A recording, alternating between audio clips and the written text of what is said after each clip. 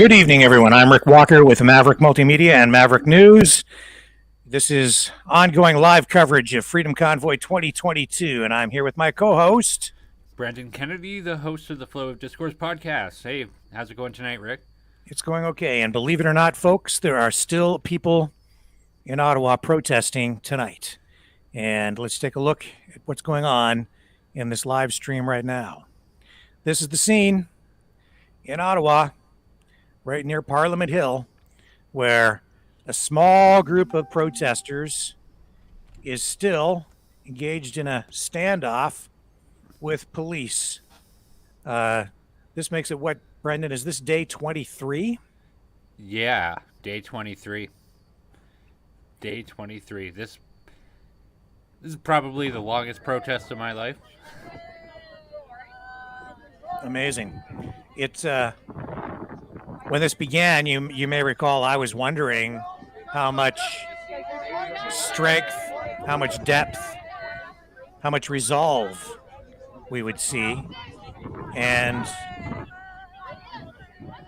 this is amazing. I never would have anticipated this thing continuing for 23 days in the nation's capital.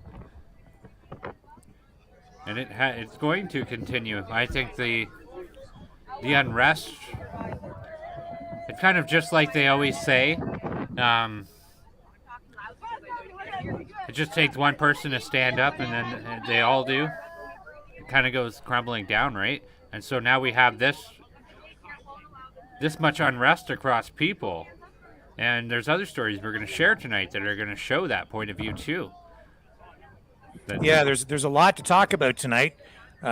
Truckers who have left the area are now calling for some sort of a Canada and USA-wide trucker strike. And not clear how organized that might be at this point or how much support they might have for it. But I'll tell you, nobody saw the convoys coming in the way that we witnessed. Nobody saw a protest in the nation's capital continuing on for 23 days. Look at all the people still there. Look at the people up top. Look at all. I mean, I'm amazed. Here we are on Sunday, and after the violence that we saw yesterday coming from police after the crackdown from Justin Trudeau's personal paramilitary troops, I'm amazed that these people are still hanging on. It takes a lot of courage, a lot of stamina. You got to be tough to be out there all that time. It's been cold in Ottawa too. It's just like our reporter on the ground had said, Carla. She told us all these streets here are just like wind tunnels. Yes, and I know from the time I've spent in Ottawa that's exactly right. The buildings serve as sort of wind tunnels. The air is sort of funneled through the streets, which is the case in many cities, like Chicago. There's some of that going on even here, and you can see the flag blowing there. Those flags, that's a brisk wind, so there's a serious wind chill factor. What is the temperature there right now, Brendan? Do you know? Good thinking. I was just about to put that up. It is currently 0 degrees centigrade, so I guess it's a little bit warmer than it has been. However, when the wind chill hits, that's the cold part. That's the really cold part, when the wind's blowing like that. So not as cold as some of the nights they've had there, but still not comfortable at all. Not comfortable for police either. No. But no. I would say that from what people have been seeing from police over the past few days, I think there's a lot less sympathy for the cops than there was before. Well, I mean, I'm pretty... Yeah, when you said it made it not easy for the police either, and I go, who cares? Maybe that's the wrong thing to say or the wrong way to think, but... Yeah, well, I don't know. I don't wish ill will on anyone. No. But No, we're not. We'll explain to everybody why momentarily. Like, And we're also going to talk tonight a little bit about the propaganda machine that continues to work on behalf of Justin Trudeau and the government. We're going to talk about the Emergencies Act again, which is the new version of the War Measures Act, an act that now that it has been invoked has basically stripped Canadians of their civil liberties.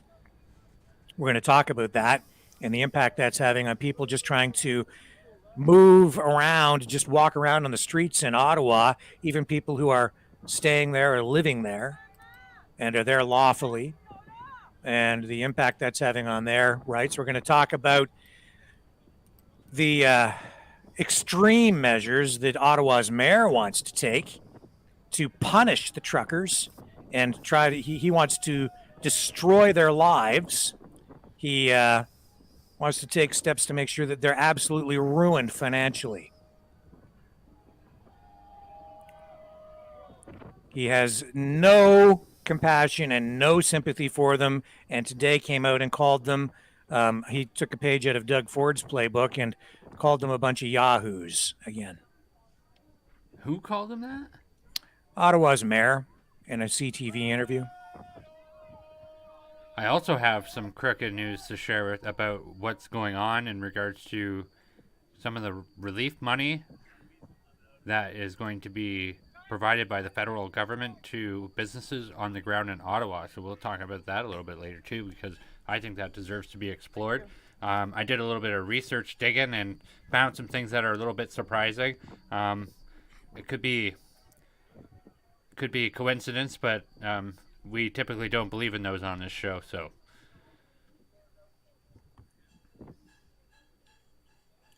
Yeah, and when we get into the propaganda, we're going to show you some of the outright lies that the other media have been spreading. The so-called mainstream or legacy media, CBC, CTV, Global, Toronto Star, Globe and Mail, all the usual suspects. Now state-controlled, government-controlled. And I'll tell you, when I worked in the news business, when I first got into it, it was an entirely different game. And what Canadians don't understand is that CTV used to be, just as an example, used to be a company, a network that was owned by a bunch of sort of a network of television stations that were all owned by different companies. And many of them were family owned. I worked at CKCO Television in Kitchener when I first got into broadcast journalism professionally, and that was owned by the Pollock family. And then later I went to Chum, which was owned by the Waters family. But today, about half of all the media properties in Canada are owned by Bell Media. You only have a few big players, and they own just about everything. You have Rogers, Bell, and a few others, Shaw, and there's not much else. And so today, if you read something, watch something, if you're talking on a cell phone, if you're communicating in any way using any kind of modern technology, even if you buy a newspaper, your money is going to one of these big companies. Bell Media owns about half of everything. Specialty TV channels, all the local channels, they're vertically integrated. They own probably half of the internet, half of all the cell phone towers, and the other half is Rogers and the other companies. And that means it doesn't matter. And they all share their infrastructure. And it's a different game today because these companies are protected by government. Through regulation, governments prohibit competition for these big companies. They have not a monopoly, they have an oligopoly. And they're basically in bed with government. They're sort of like an arm's length appendage of government.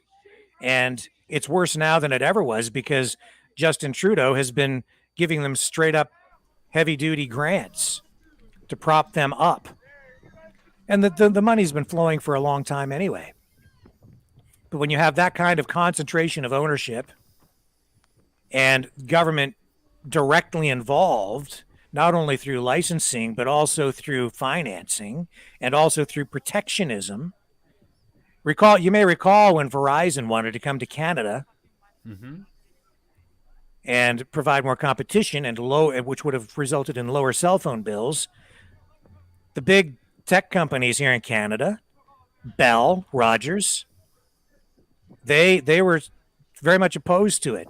And the left wing, those on the left of the political spectrum, those politicians, the Liberals, the NDP, they were supporting those companies and successfully blocked it. Even the unions threw in with those big corporations. Consumers are paying the price. Canada has some of the highest cell phone rates in the world as a result. Pretty much all of our communications are the highest price in the world. Yes. Cell phone, landline, internet, all of it is way more. But the biggest price Canadians pay with regard to all of that is the lack of real diversity in thought and coverage when it comes to the journalism that is practiced in this country. So there's sort of a univoice out there. And that voice is very much, in my view, controlled by government today. And that is why you get the kind of information that you get coming through the television, through the radio, through the newspapers, and it's all like a single point of view. Very little on the other side of the political perspective. And, you know, the CRTC isn't complicit in all of that in a big way, because I remember it was maybe 10 years ago or so, Fox News wanted a license to operate in Canada, and it was the same story, like you said. All these political interest groups lobbied against it, and it wasn't allowed to happen. Yes, well, there are a few small media companies, mostly in the radio business, but for the most part, everything is owned by these giant media companies like Bell, CTV, Bell Media, Rogers, Pattison Group. I'll bet these cable TV networks, though, are probably panicking. Viewership has to be like at an all-time low for most of them. I think it's something like less than 3% of Canadians tune into the CBC, and it's state-funded. Yeah, people don't watch it because it is government propaganda, and they're just always pushing a government line, and they don't have the same kind of entertainment programming that CTV does, because they want to go out and buy the U.S. produced stuff, which is what people really want to watch for their prime time lineup. And people just, when it comes right down to it, people don't really want to watch what CBC is putting on the air anymore, and their journalism is kind of extreme, and it has an extreme political slant to it. And it's just not very good. No, it's terrible. Terrible. And it's a shame, though, because I grew up listening to CBC radio frequently and being engaged in their science programs and other stuff like that I always thought were kind of cool. The only thing good the CBC's done in like 10 years is their investigative journalist TV show. The Fifth Estate did a DNA test on Subway chicken, and it came back soy. and then Subway tried to sue them. Well, we have much more serious things on our hands here in Ottawa tonight, where these protesters are still hanging on. They're fighting for Canada, fighting for freedom, fighting for our rights, not just fighting for themselves. They want our rights restored. and they want the Charter of Rights and Freedoms restored. But as I said yesterday, in my opinion, Canada has fallen because this protest has been broken up, and in the course of it all, Justin Trudeau has managed to wrap his hands around the ultimate prize when it comes to giving yourself ultimate power, the Emergencies Act, which is the new War Measures Act. What that does is it basically strips Canadians of their civil liberties, strips us of whatever rights we might have had left, and gives him the power to make laws as he sees fit and transform laws as he sees fit in order to combat this emergency that he has concocted out of what was an entirely peaceful protest and an outpouring of national pride, using it to target and go after Canadians who have been down there singing the national anthem, fighting for freedom, which now, apparently, according to the state broadcaster, CBC, freedom doesn't mean freedom anymore. Because like good little socialists and communists, they're redefining what freedom means, apparently. And so now freedom is some term that is used by radical right-wing fascist Nazis.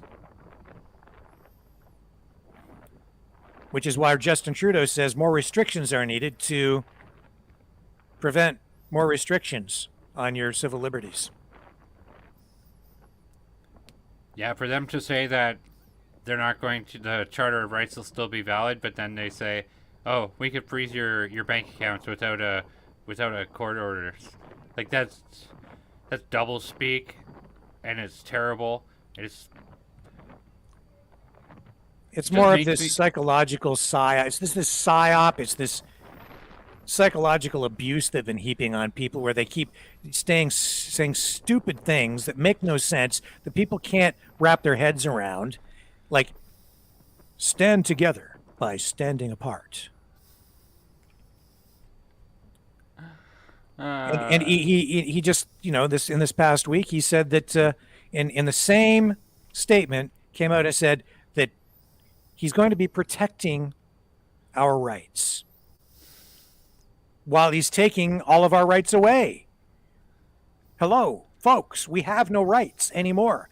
The Emergencies Act gives him ultimate power.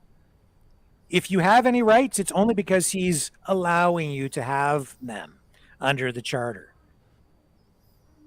Otherwise, I mean, he just says, oh, no, there's a whole bunch of terrorists over there, so anybody in that area, you don't have any rights, we're just going to search you, and we're just going to check you for papers, and if you don't have the right political views, we're freezing your bank account and off to the gulag with you.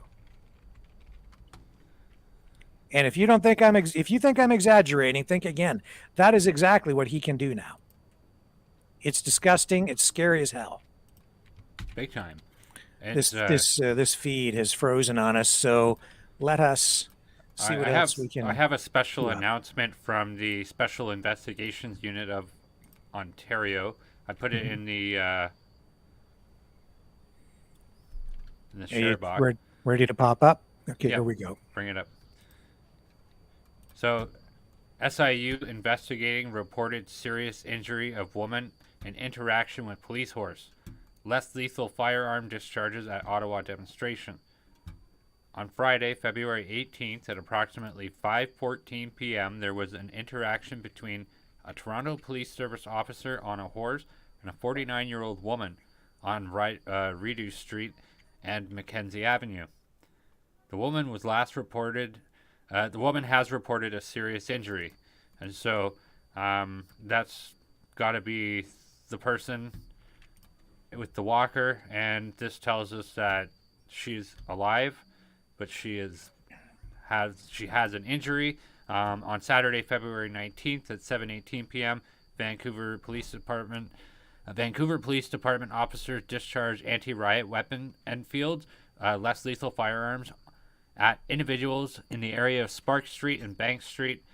No injuries have been reported at this time. SIU asked anyone who may have been struck by a projectile to contact the unit. 6 investigators and 2 forensic investigators have been assigned to these cases. So, what are your thoughts on that? Well, I'm glad they're doing it. Mm-hmm. I hope that these are cops investigating cops, mind you. Mm-hmm. But in my previous experience with them, and I mean, I haven't worked as a full up frontline journalist for some time. I'm back doing this, as you know, because I want to make a difference in the information war. So I'm out of retirement and into this with you, Brendan, to try to bring people some more accurate perspectives here and a fuller picture of things.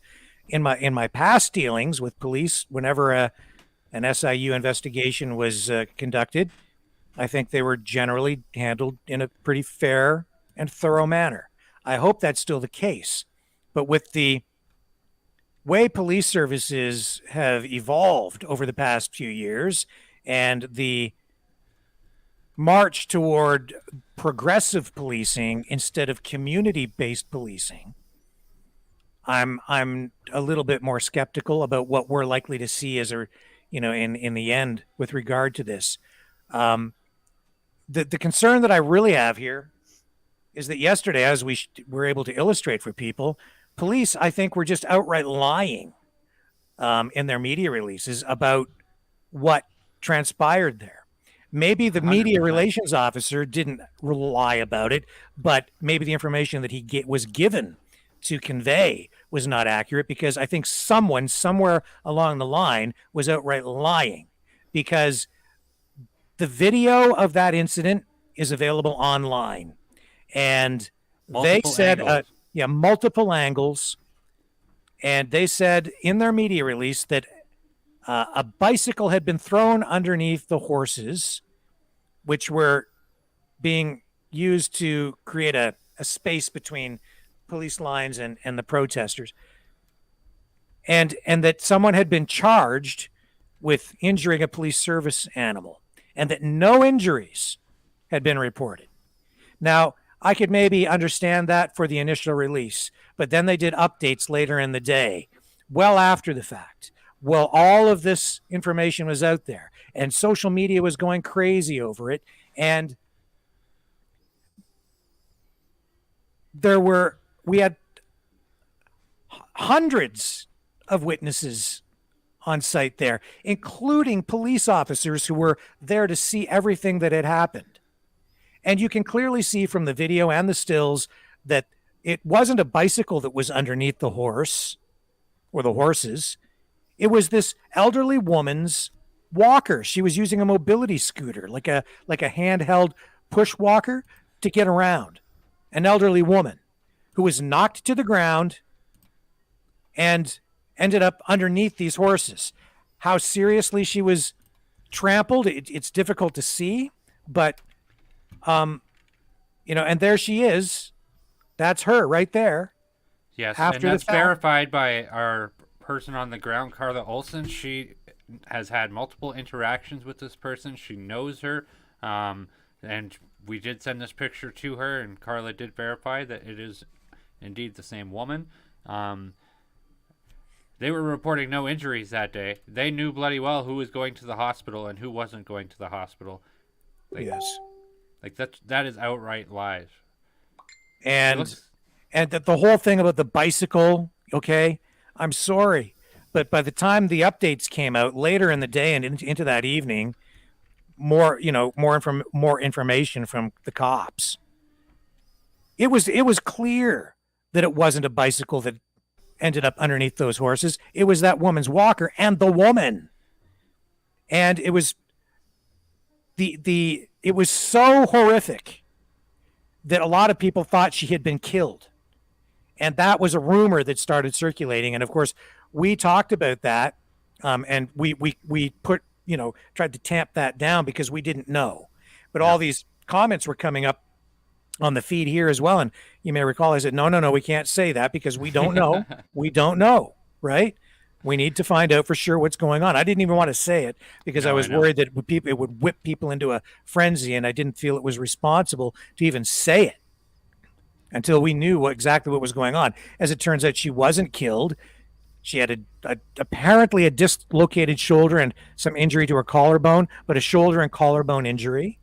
And there she is, right? And I understand she's been released from a hospital now, and we're so grateful that she's okay. Yeah, for sure. Because like nobody needs that happening to. Like this is somebody's grandmother, somebody's parent, somebody's mom. Yeah, Like that's just so atrocious that how it went down. And the police also had evidence of the harm that this caught. And we'll talk about that a little bit later, I'm sure. But the police knew full well what happened and that somebody got hurt. yeah. It was well talked about amongst all of them. And just remember, they're all on social media too. They see everything coming up on social media. If something blows up like that, they see it too. Yes. So that's sort of the point that I'm making here. Okay, is by the time the updates came out, police started to sort of twist their story and change it a little bit, but it looked more to me like they were trying to cover somebody's butt rather than tell the truth. And they were doubling down on some of this information. And maybe we can pull those things up that we showed last night again at some point. The police tweets and comments that were coming out of Ottawa police, but it was just ridiculous. Yeah, I'll bring it up right now. Might as well while Sure. we're talking about it.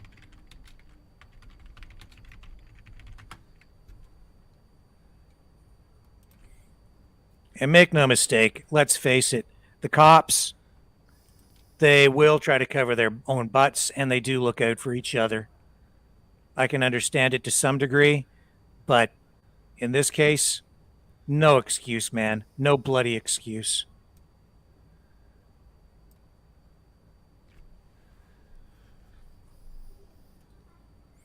As I said, the cops were using those horses for crowd control.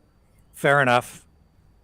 But the way they rode those horses into the crowd ended up with two people being knocked over and trampled. Improper. Improper. In my view, my opinion. The fact that somebody got hurt shows that something went wrong. Cops should be there to keep everybody safe, including the protesters, not just go in there to bust skulls or trample people with horses.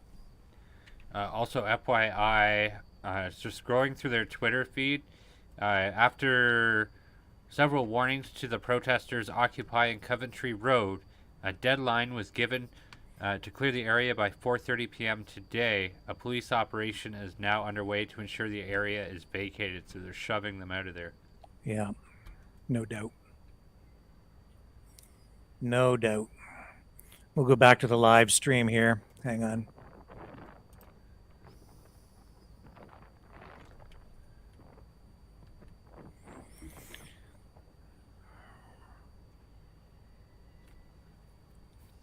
This live stream's picking up. It's cold out there, so the phones are freezing up, and all the equipment, the cameras are freezing up. So we're just having some difficulty with the feed. I'll see if I can get a different stream. There was also Carla was down there, and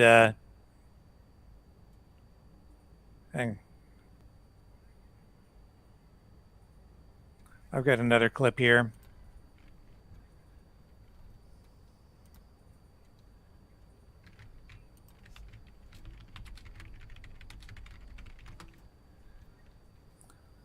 I've got a clip queued up here that. Okay, I'll get this queued up. This is kind of what's been going on in the streets down in Ottawa all day. just to show you how police are interacting with the public tonight. We also have a new press conference from Deputy or Interim Police Chief Bell of the Good. Ottawa Police. Okay. So I have that ready to go when you want.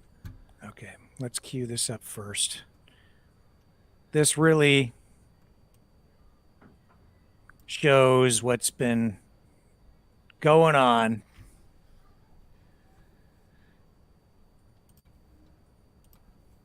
Now, taking a look here, so I found the February 18th tweet from Friday, and it says, the one that says, please note, Here we go. Sorry, Brendan. Let's just let this roll first. I just want to get a coffee, okay?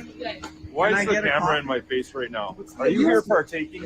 You walked Right up now to you're me. in the red zone? I'm scared. I want to go for a coffee down there. Where- Can I go where's for your a coffee? residence still being arrested Pardon? right Do you now? live in this? You're No, I not live excluded here, from that. but Where do you I'm live? Alberta. Time for you to leave. I can't even go down there for No, coffee. no, Go grab you're yourself in the and red leave. zone right now. If you don't leave right now, you will be arrested. Do you understand me? I can't go for a coffee. Grab your stuff, because if we see you, we'll be patrolling all day. We see you again, it'll be different. Leave. I tell you. Take your camera and get out of here. Do you understand that? Walk away. Your phone doesn't need to be in our face when you're walking away. Go. Are you gonna walk or are you gonna get arrested? I was Go walking now. away. Get out of here. Oh my goodness. Hope you can go to sleep at night.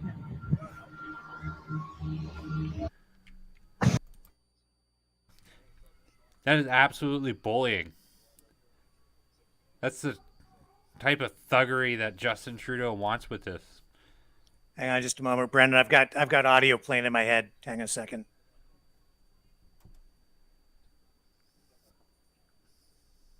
Sorry about that. Okay, it's gone. I'm back. It's absolute thuggery. Like, holy crap. That is terrible. Nice. Ever nice. So nice. Very nice. Welcome to Ottawa. Welcome to Canada. 6:34 Eastern Standard Time. February 20th, 2022. That's the way it is in the nation's capital. That's exactly what Trudeau wanted. Yeah, well, we need more of that restriction on freedom to make sure that we protect our freedom, right? And don't forget, Brendan, all that is for your health, to keep you safe from a virus. I feel so safe. Fantastic. Here, pull this up. Are you sending me the link, or are you sending it? You're going to punch it up on your end? I got it.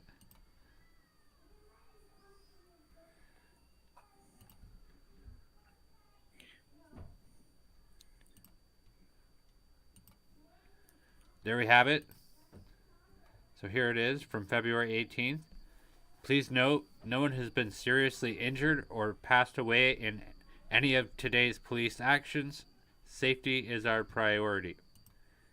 That was at 10:21 p.m. Well after the fact. Well, a long time after, many hours after that woman and the other person, that other man, had been knocked over and trampled by those horses. And Here, sorry, go ahead. here's they knew they were lying about it.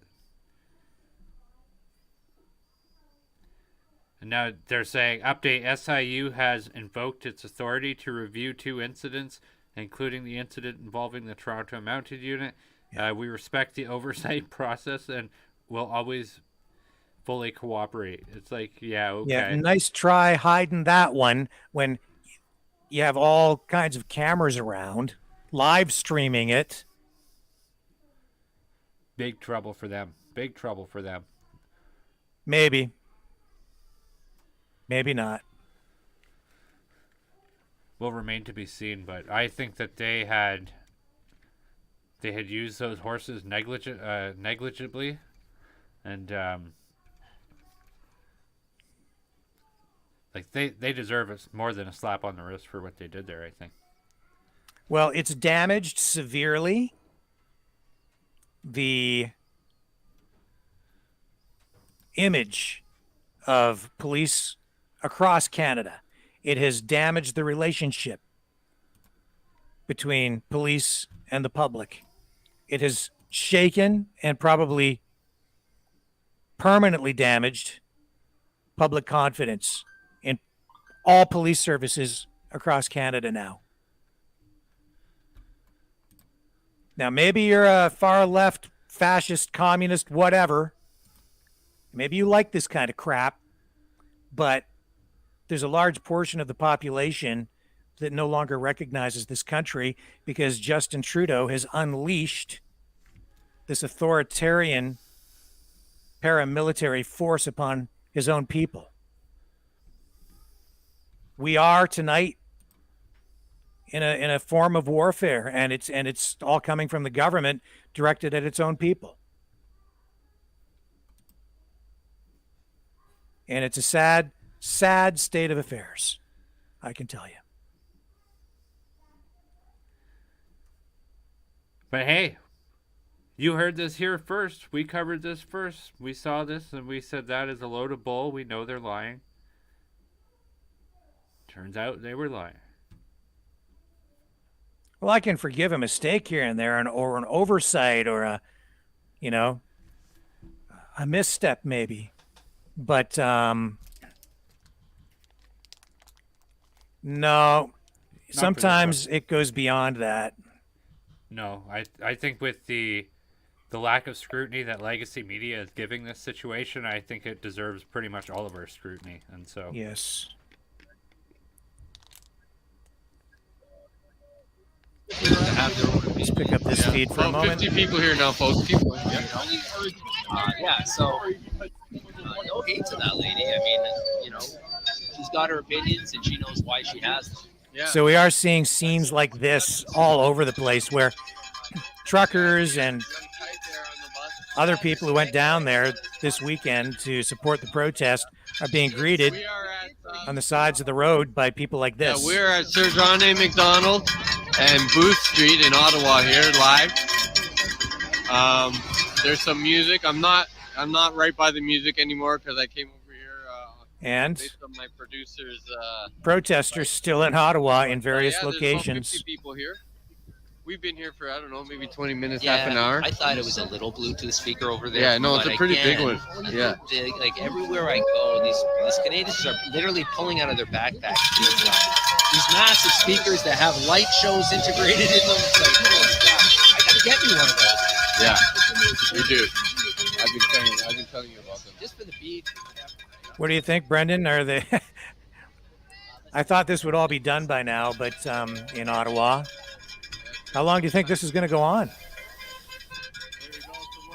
not much longer. Not much longer. It's running out of steam. There's lots of different things happening all over Canada too. But I have to tell everybody, I didn't think that this was going to be as big as it ended up being. I had, with knowing how things have been and how the public reaction to most things has been, I had no faith in it. I said, oh, well, they'll show up there and they'll go home and nobody will care. Mm-hmm. Boy, was I wrong. Very wrong. It's very wrong in assuming that.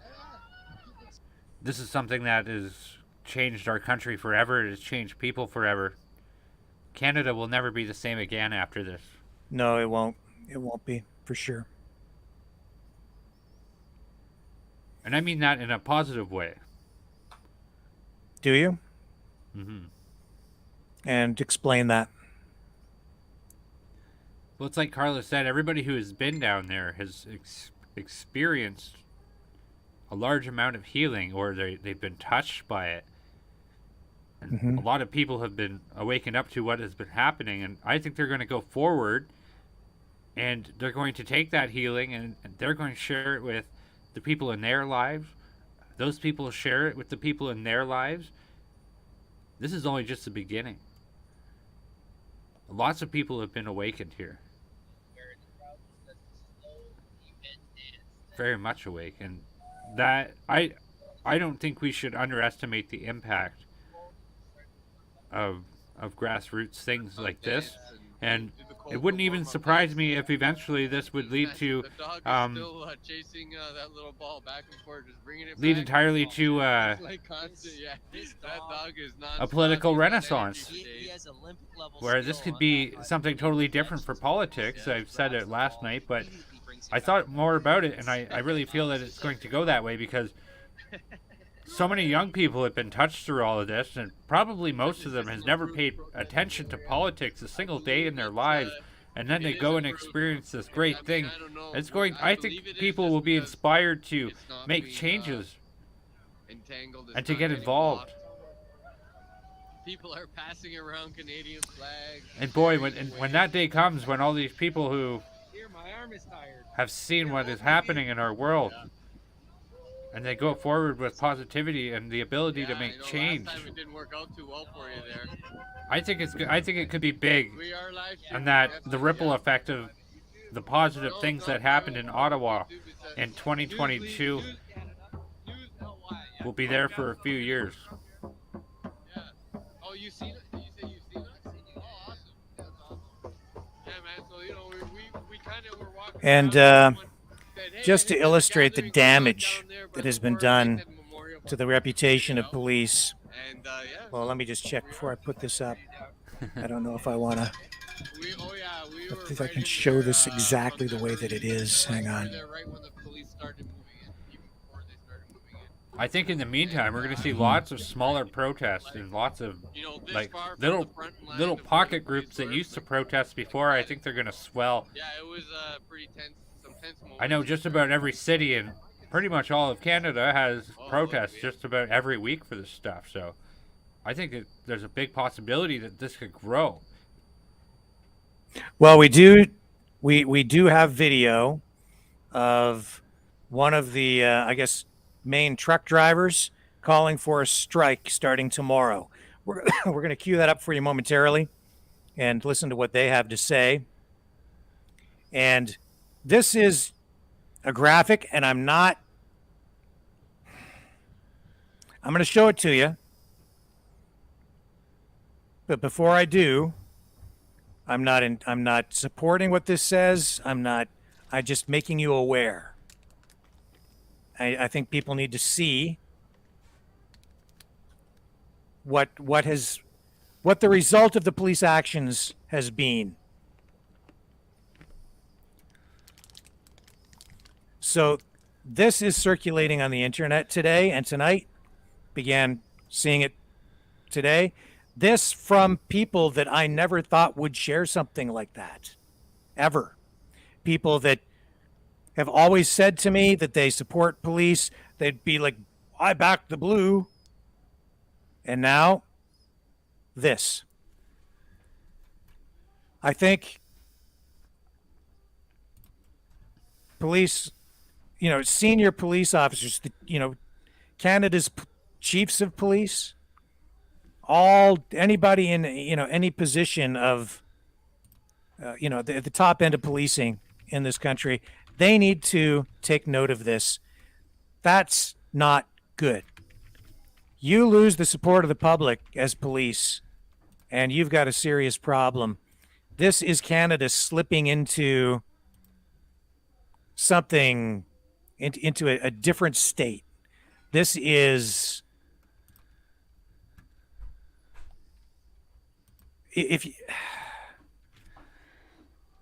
when in Canada, people always had great confidence in their policing, and that's not the case now. But I guess after 2 years of arresting kids for being outside playing ice hockey, handing out tickets to parents because they took their kids to play on a swing set that had been shut down because some idiot politician and health bureaucrat thought that decided that you could catch COVID off the chain of a swing set, arresting people because they I don't know what other stupid things did they have in place. Your know? right to protest, they would arrest you Yeah. for peaceful protest.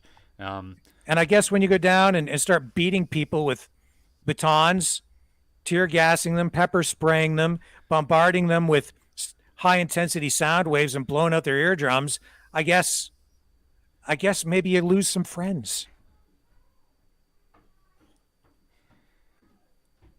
This is extremely unfortunate, and I hope the cops learn from this.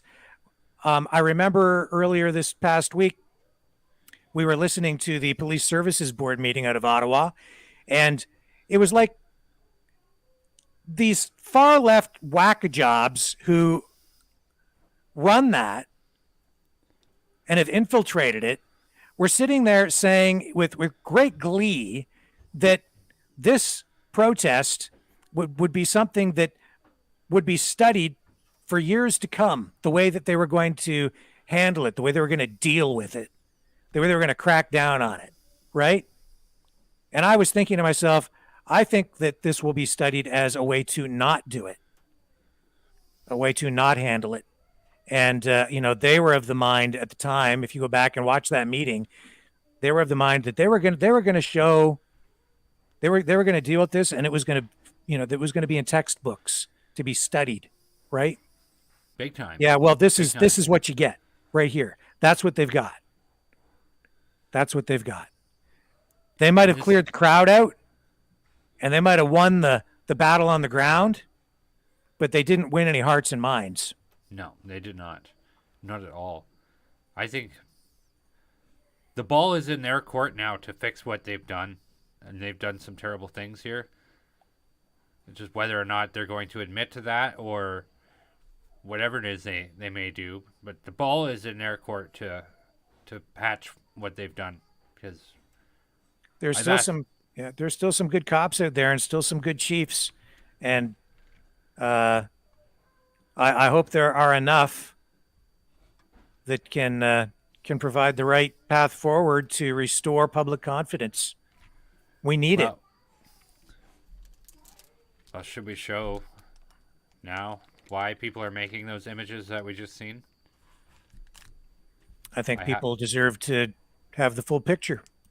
So I have here. So apparently it's just not one side of the aisle who is capable of doxing. So. Oh, yeah. Here's the story with this. So this is a private chat group for the RCMP who have been relocated to serve in Ottawa. And the things that have come out of here is enough to make me sick to my stomach. And this is exactly the reason why people who have never criticized the police in the past are now creating images where they're calling them scum. And so in this private chat group, we have this officer here, #hero. Chateau Laurier buffet, nothing but the best for #heroes. Yeah, isn't it funny that they're calling themselves heroes? A little bit of an ego issue there, I would say. Yes. And then here again, #heroes. Like they're basically just patting each other on the back throughout the whole thing, and it just wait, because it gets a whole lot worse. It says, "Cheers, crew. Here's to some sweet overtime this weekend for our on-call members.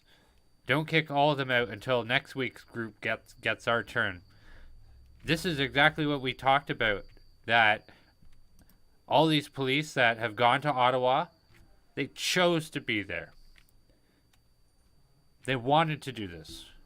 They wanted to bust people's heads. Yeah, they're taking great joy in it. Yes. It's pleasurable. They have no feelings, no compassion for the people they're about to hurt. It's sadistic. And then it says here, Officer Andrew Nixon. Looks like they need to.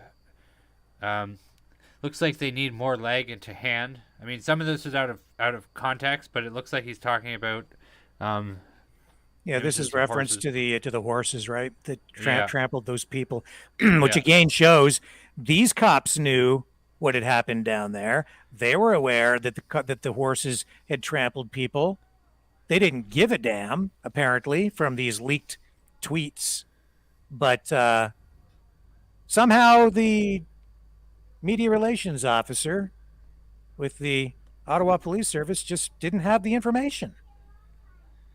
And here's Officer Kim Amiot complaining about her wake-up time that she has to go to work.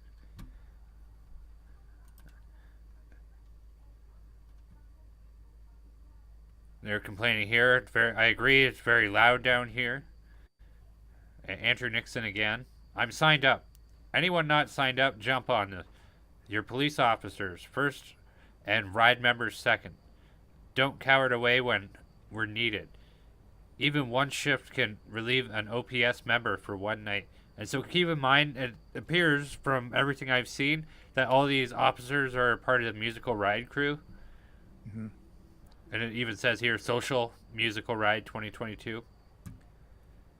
Kim Amiot again. Hopefully not Monday. I don't want to be stuck 12 hours with you, Nixie.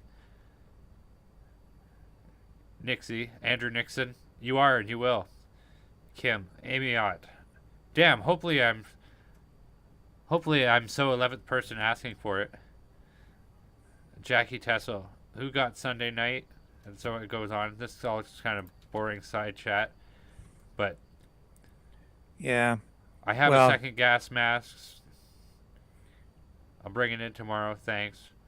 Time for the protesters to hear our jack boots on the ground. Time for the protesters to hear our jack boots on the ground.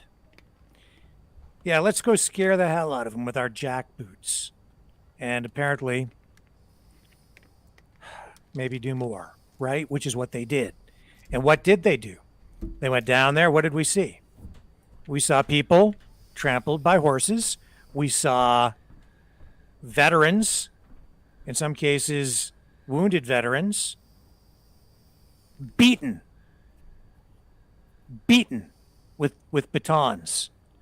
We saw a woman beaten, dragged through the police line, held down on the ground by 4 or 5 officers, while another officer took a rifle and it appeared he was beating her with the butt end of the rifle multiple times. And if you watched that video yesterday closely, another officer reached out and grabbed the gun to stop him from continuing to beat the woman. I watched it to kind of see what was I watched it very closely multiple times. And I saw another officer reach over and grab the gun to stop him from hitting her again after he'd struck her, if I recall, it was about 3 times, bashing her while she was being held down on the ground with the butt end of the rifle. It was horrific. It goes on to say, somebody tries to calm down or change the subject, the tune of Andrew Nixon. Whoa, whoa, whoa, whoa, whoa. This is a kinder, gentler RCMP. And then he goes and jokes around, okay, we could give out free hugs and unicorn stickers.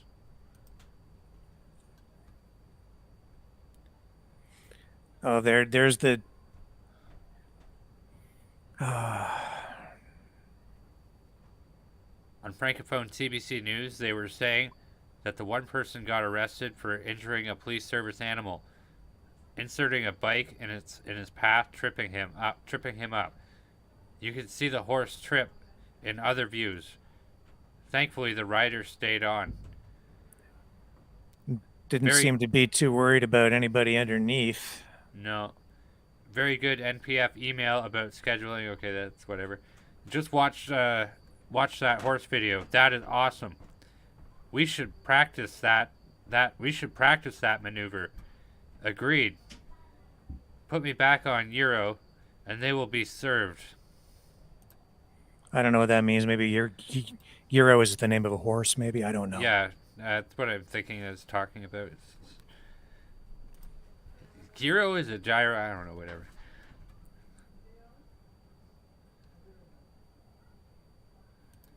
So, what's this here? So here we go. So this is them. They played. Clearly, this is a video of the horse trampling. Yeah. And this person goes, "Wow, Scott Prever, that's awesome. We only think we're living the dream.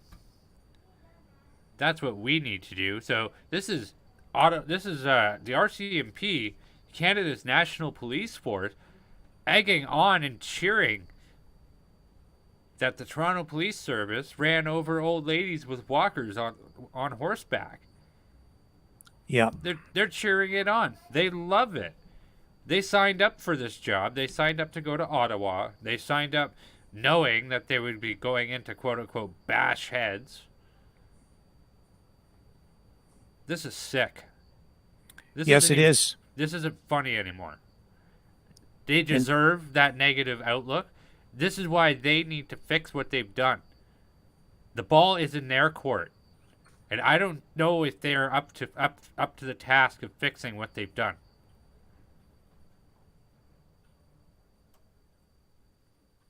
I don't know.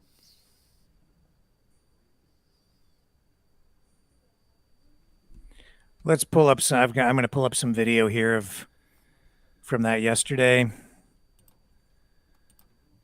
I don't like that feed. Hang on a second here. I also have a slow motion version of it. Of the horse thing? Yep.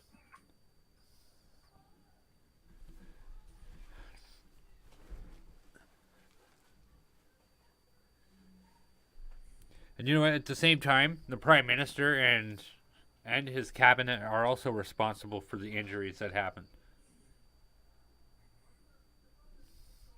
Yeah, I mean, you have to hold Justin Trudeau accountable for a lot of this stuff because, ultimately he's the guy who put the wheels into motion that ended up sending the cops down there like this.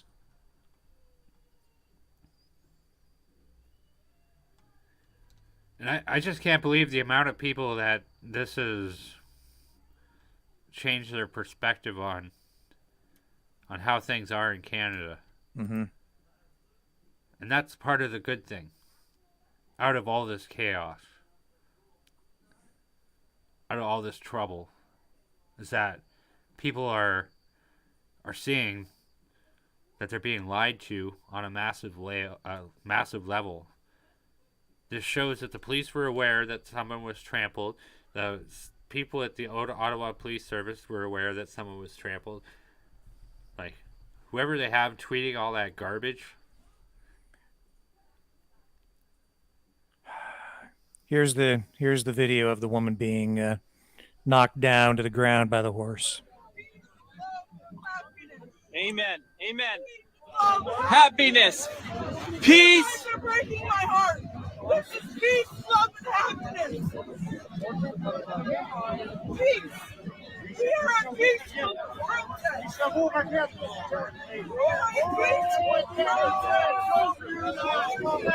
Oh, the Lord! Here comes the horses. They had the horses.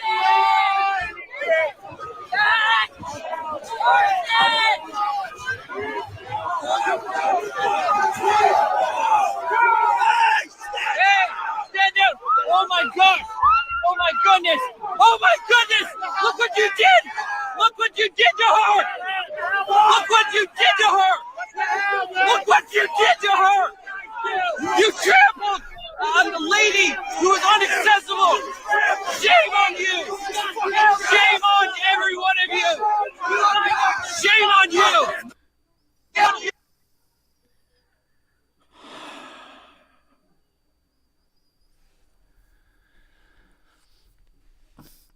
I don't know how a human being could look at that and then cheer it on, like we've seen in the private chat messages for the RCMP.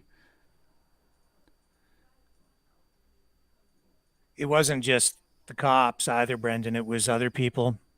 But let's look at this slow motion footage so you can see more clearly exactly sort of what happens. So as you can see, the horses are coming in.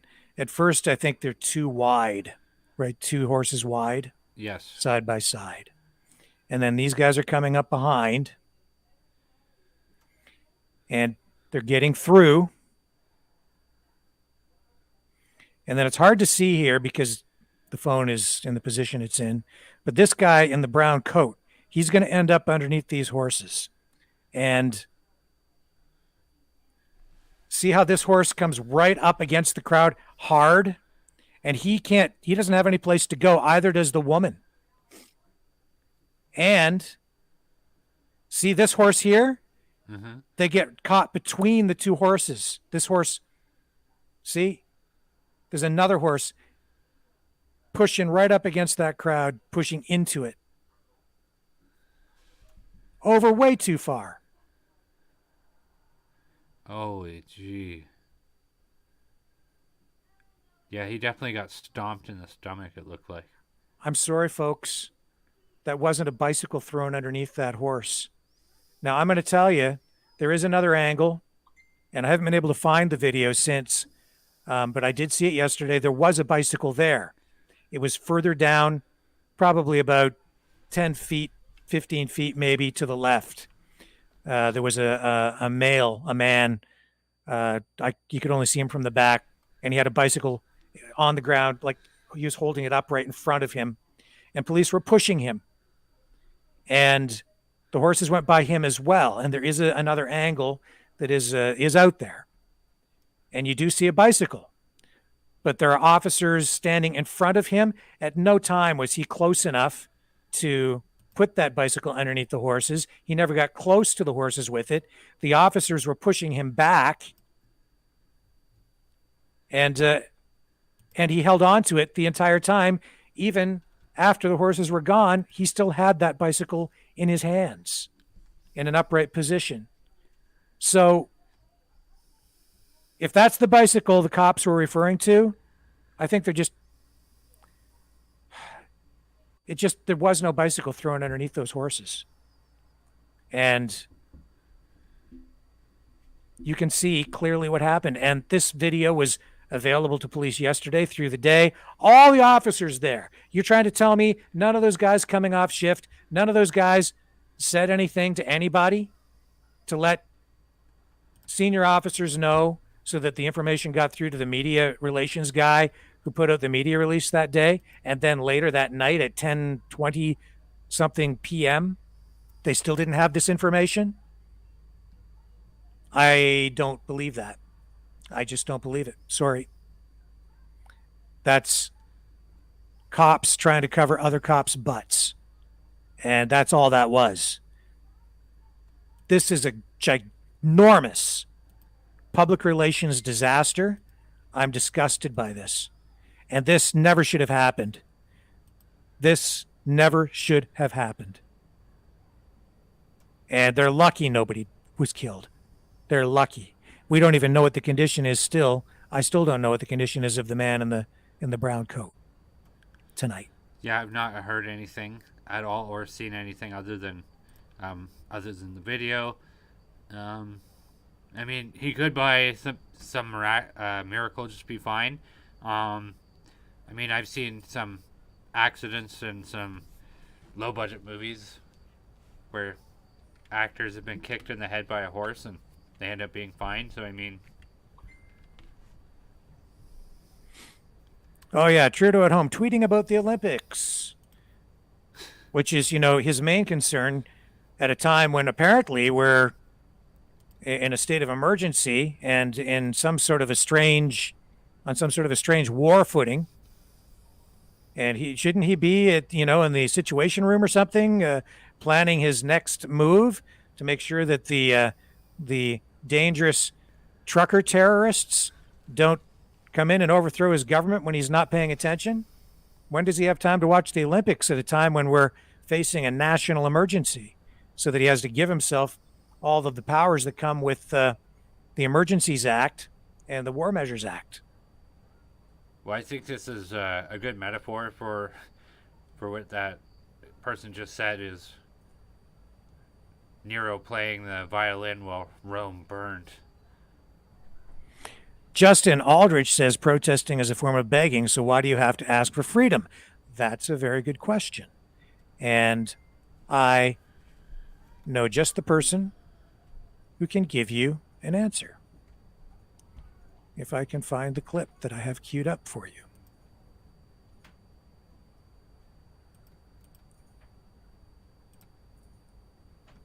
Here it is. Let me cue this up.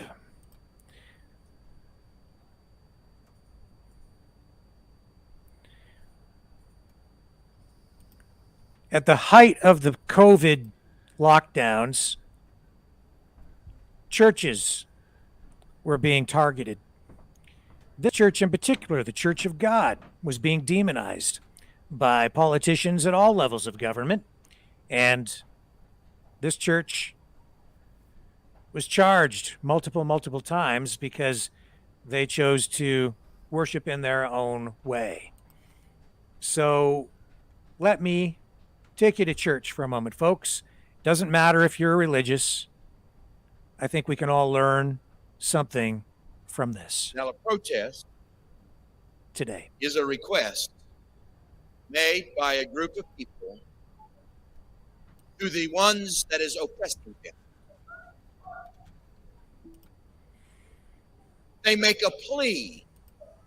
They pray to and beg with the individuals that are oppressing them, and they're asking relief they're asking the oppressor to send them relief from the oppression. Brother, that's not who we are. We are no longer under the system of the oppression. We no longer need to make a request to the oppressors. We have our own king. Though the cries of the oppressed are the cries that comes before the ears of God, but the request and the pleading and the praying is not to the oppressor, lest they'll be like they've always been and they change their clothes and take a new form of oppression. Why we're not Protestants. Brother Steve said our brothers and sisters. He referred to Ottawa and referred to the Ambassador Bridge and called them our brothers and sisters. But we make no plea to Justin Trudeau. In fact, we don't care what he does. Make a new mandate. We don't care. Make 2 more, 3 more. We don't care.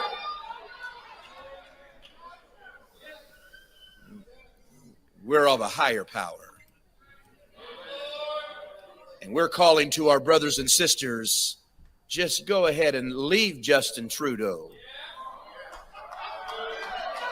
Just go ahead and leave him, the whole administration, the whole system. Just be done with it all and come home to Zion.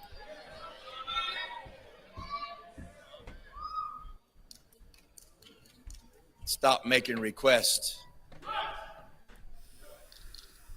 That's what the children of Israel did to Pharaoh, and he just only made it harder on them until God gave them a deliverer.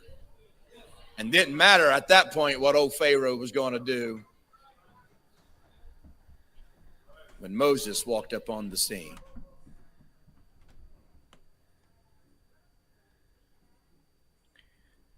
And that is from the Church of God. What do you take from that, Brendan? And keep in mind that, folks, before we get into that, this church, hang on, you go ahead, Brendan, talk, because I have to get this audio out of my earphones again, sorry. Well, I think that we need to stop asking to a degree, and that we just need to demand. And I wish I knew the answer here, but like this needs to remain as peaceful as possible. And I know a lot of people are upset. A lot of things are burning on a lot of people. There's a lot of hatred that's going to be stewed over all of these negative things that happen, but we have to abide by the right thing. An eye for an eye makes the world blind, and I really don't want. I know any violent repercussions from the civil society on this is going to be a terrible thing. It's not going to do you any favors, and it's not going to do your neighbor any favors. This is hard because things worth doing are not easy. And I hope we could all come together with that. Well, that church, Church of God, Mm-hmm. demonized Absolutely. by government and media, targeted by government and police throughout this. Ticketed. We've seen pastors arrested. We've seen churches shut down. Ridiculous. They couldn't just leave them alone. And media used words like cult to describe these great Canadians. And yeah, I think the lesson to be learned here from that message is sometimes when you have a dictator or a tyrannical government or a government that's out of control, sometimes you have no choice but you just sort of ignore what their mandates are, what their dictates are. It's not right to force people to put something into their bodies against their will. It's just not right. It's not right to strip people of the right to practice religion and worship in their own way. Mm-hmm. It is not right, ever. And individual rights have to be paramount in a free and open and democratic society. The problem right now is that we have a government that is focused on collectivism, communism. And we're seeing battle lines drawn down those political lines. That's why the political landscape is being redrawn as people reorient themselves and try to figure out which side of that line they're on. Do they really care about freedom and individual liberty? Or are they collectivists and communists where they don't want any rights, they want the state to control everything, and they basically want to outsource their well-being and their welfare to the state? And they don't believe in God, they don't believe in the supremacy of God, or in the supremacy of individual rights, which is really what that means. Which means that our rights are given to us by a higher power, whether you're a believer in God or not. The point is, our rights, if you believe in individual rights and freedoms, do not come from Justin Trudeau. But if you're a collectivist, then you have to bow down and take a knee before our Supreme Prime Minister, who tonight has given himself supreme powers through the Emergencies Act, the War Measures Act, to do basically anything he wants, up to and including seizing assets and freezing bank accounts and taking money from people that does not belong to him simply because they don't subscribe to the same political ideology as him and because they present a political threat to him. These are the most dangerous, the darkest times our nation has ever seen. That is why yesterday I said Canada has fallen. But just because Canada has fallen and fallen into the grip of a tyrannical, extremist, far left-wing, collectivist prime minister who has no regard for the Constitution or the Charter of Rights and Freedoms and has shredded it, I still see hope. I see hope in the people. I see hope in the people singing the national anthem. And I don't think there's a large swath of the population that is not prepared to let this country die. So the struggle continues tonight. The Great Canadian Standoff. The greatest Canadian standoff. Brendan, do you have that clip of the truckers calling for the strike to start tomorrow? No, I wanted to take an opportunity to see what the police were saying today via their press conference. So that was good. I have it already queued up if you want it. Hang on a second here. I've got another clip that just came in. I don't know what this is, but it might be. Oh.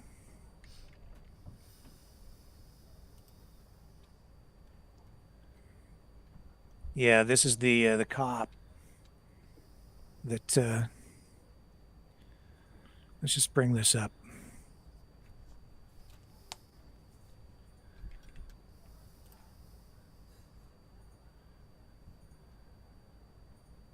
There you go.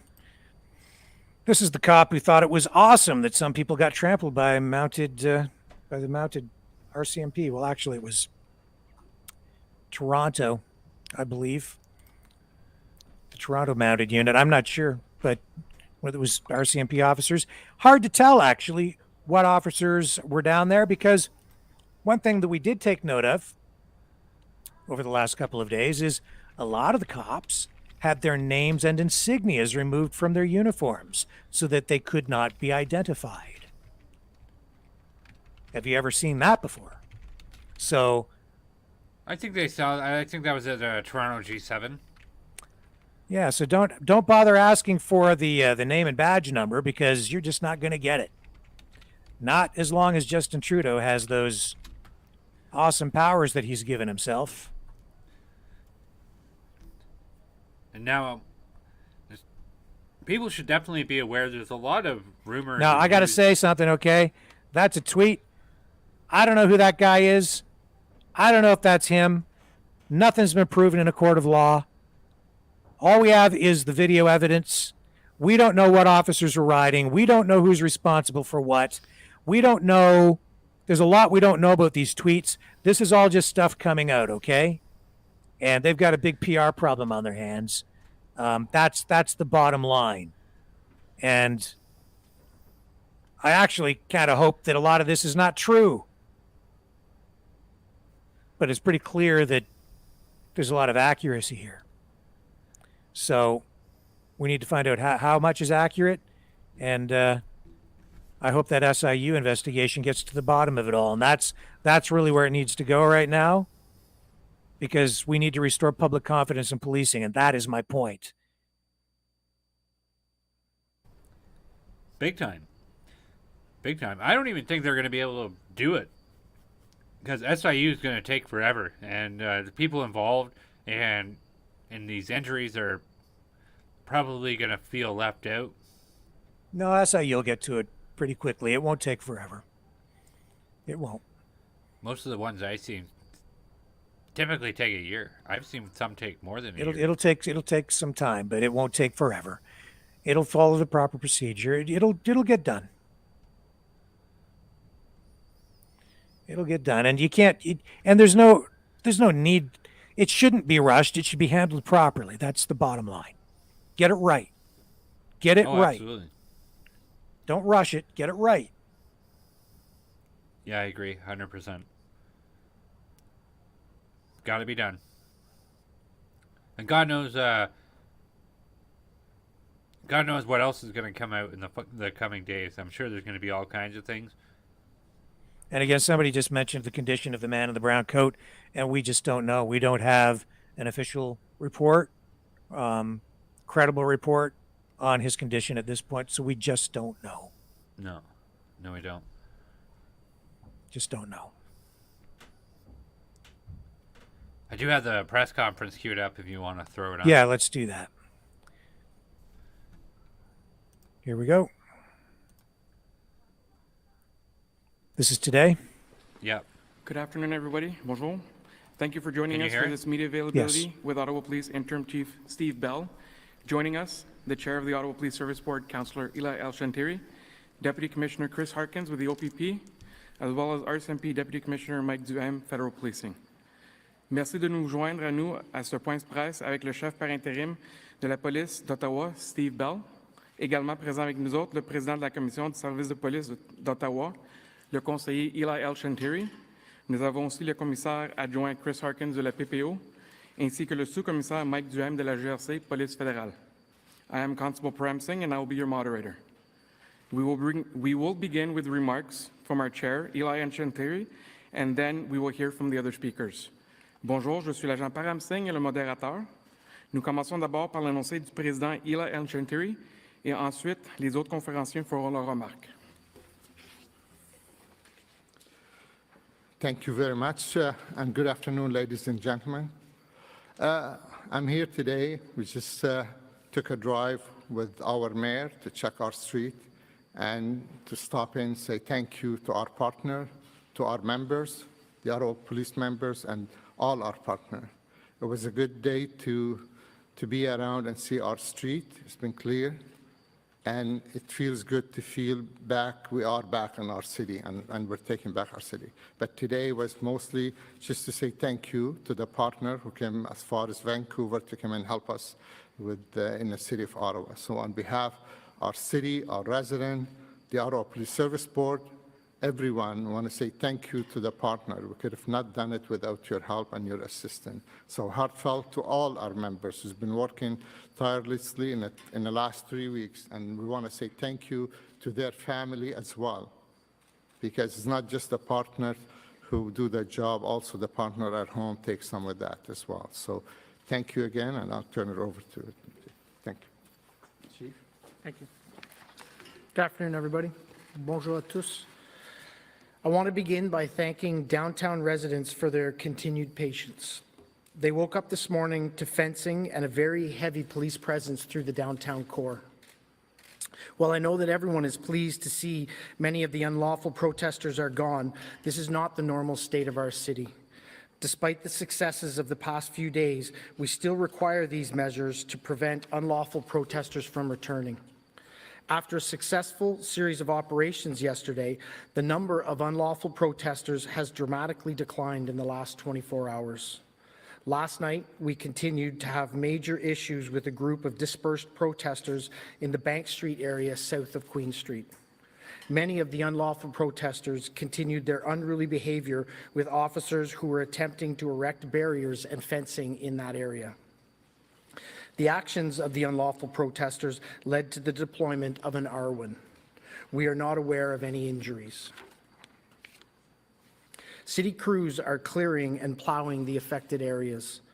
As I said, at this time, checkpoints remain throughout the city. We ask residents to respect these checkpoints and the officers who are working there.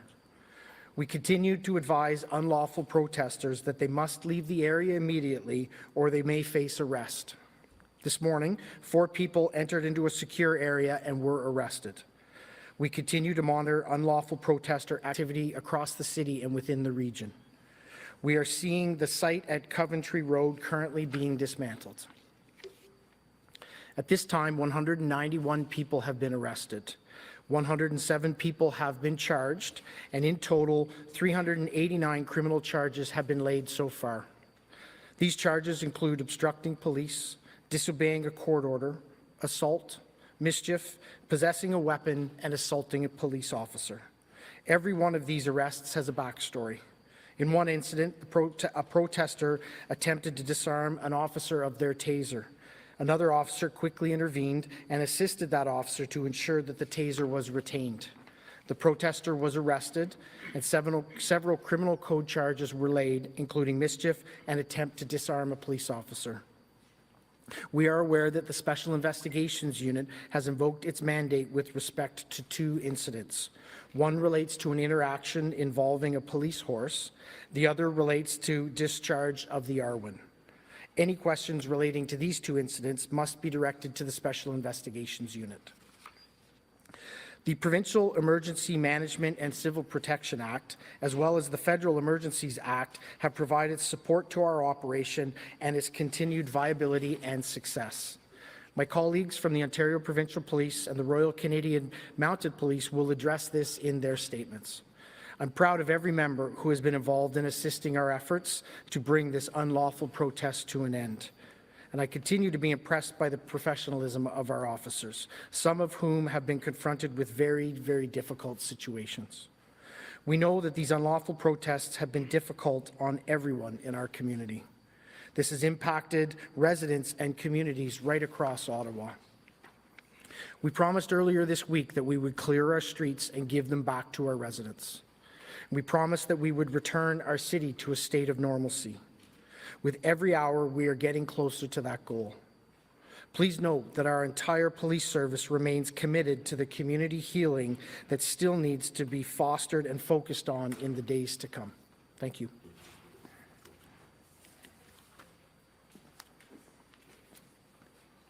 Thank you, Chief.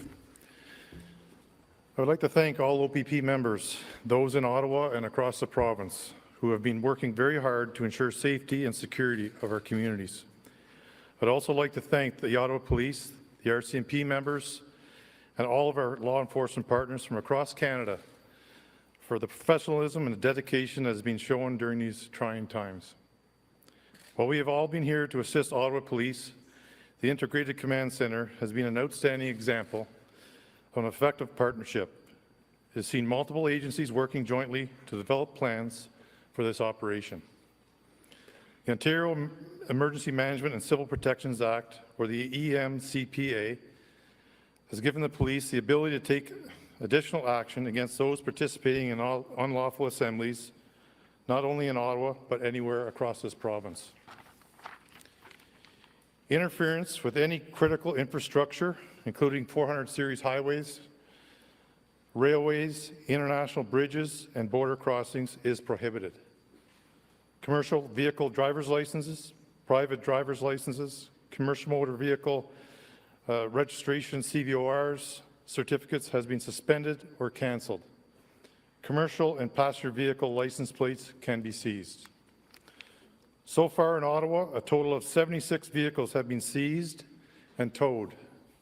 These license plates have been seized from 36 passenger vehicles.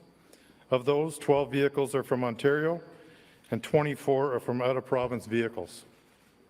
The Ministry of Transportation has taken action related to 36 commercial motor vehicles, or CVORs. Of those, 13 commercial motor vehicle drivers registered in Ontario and 23 are from out-of-province. Additional warnings were issued to commercial motor vehicle operators regarding their status. Deputy. Thanks, Deputy.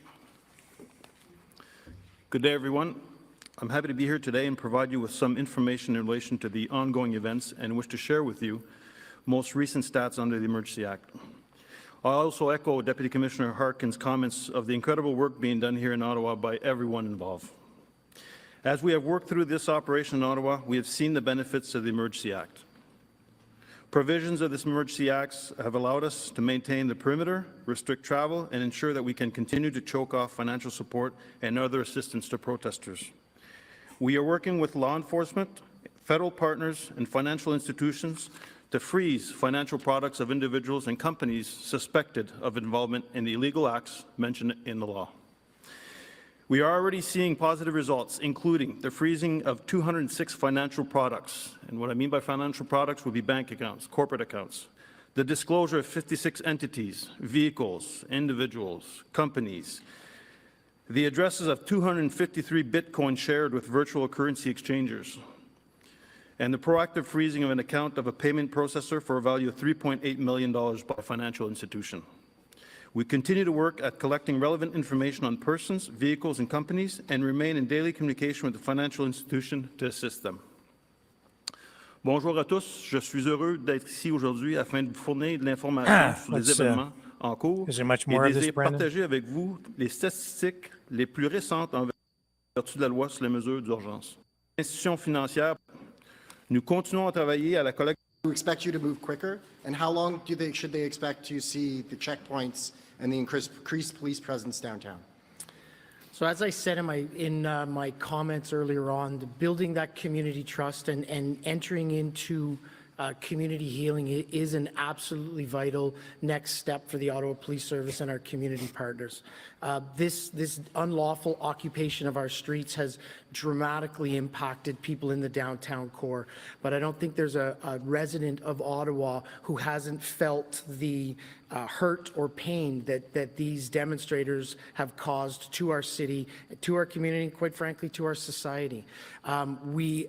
Today, as early as late as today, I've been reaching out to community leaders from across the city to start the discussions about how do we start to enter into those dialogues, because they are vitally important. We know as a police service, we have public trust to gain back. We have discussions, dialogues. Why weren't you doing your job in a way that maintained it? Occurred up to this weekend. Why do you need to regain something? How did you lose it? Reform, rebalance, and move forward those vitally important community partnerships, community relations. So as the chief and as representing every single member of this police service, we're deeply committed to the community healing that we know now needs to take place. Hi, Chief. Hello. Thanks for taking our questions today. It's Joanne Canello, CBC News, Ottawa. Following on the sort of, how long downtown be closed, I see that a lot of people are speculating that maybe there's never going to be traffic back on Wellington Street. Security at Parliament Hill has often spoken about that. Now that it's been closed for 3 weeks, and I know it is the purview of Wellington Street of the Ottawa Police Service, is there any sense that it might be closed indefinitely until we figure out, how to prevent this sort of occupation again? I noticed that there are truckers, there's reports of the truckers having set up down at Van Cleek Hill, so they're not that far away. So one of the things that we identified early on is we had a deliberate, well-resourced plans and commitment from partners. I can tell you through discussions right up to before we came down to this press conference today, there's a deep commitment from our partners to continue to support us. Through the deputy commissioners that I'm working here with today, through the support of Commissioner Carrique and Commissioner Lucky, I can tell you that the RCMP and OPP will be present with us till the end of this operation. And we're not done this operation yet. There is another phase that will identify how we maintain the streets, how we eventually demobilize once we've identified that there is no threat of further protests coming to our city. We aren't there yet. We will, over the next several days, identify what the posture of the police services will look like to see how we maintain a presence and make sure that nobody returns to occupy our streets again.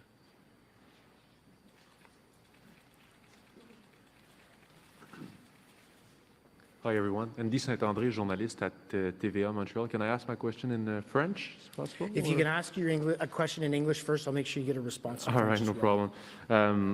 You said it's progressing very well, you say.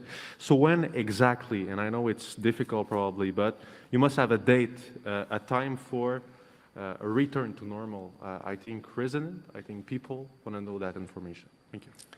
So I said from the beginning, we have a plan and we're executing the plan. The one part of the plan that we don't determine is the actual timelines of when we complete it. We began to execute our plan on Thursday afternoon, moved into an actions on phase on Friday morning, and you've seen the results of that over the weekend. I still can't say when we will ultimately be completed this operation because we now need to enter into a maintenance portion of it to make sure that what occurred 3 weeks ago can never occur again. So we will continue to have a posture, protect our streets of our city, protect our community members from unlawful occupations like occurred, now moving forward for as long as it takes.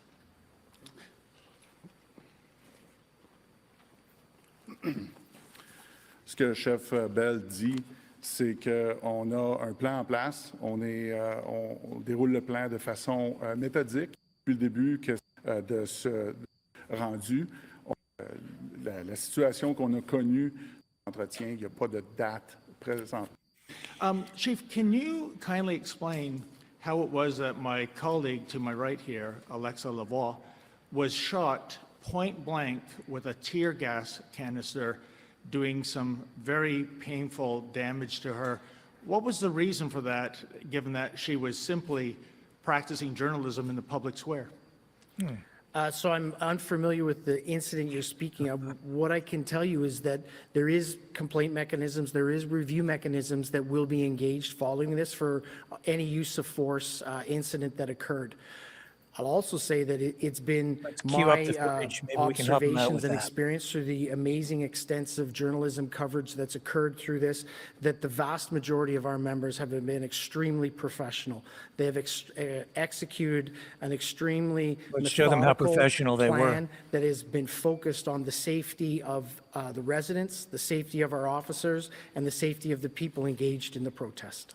And Chief, just one follow-up question, if I may. Given that the Emergencies Act requires certain benchmarks to be met, such as the safety of Canadians must be at peril, the sovereignty of the nation must be at peril, do you think those benchmarks were met, given this was, for what I could tell, a largely peaceful demonstration and protest? So I guess I'm asking, did you really need to have this act invoked in terms? Are we out of that, Brendan?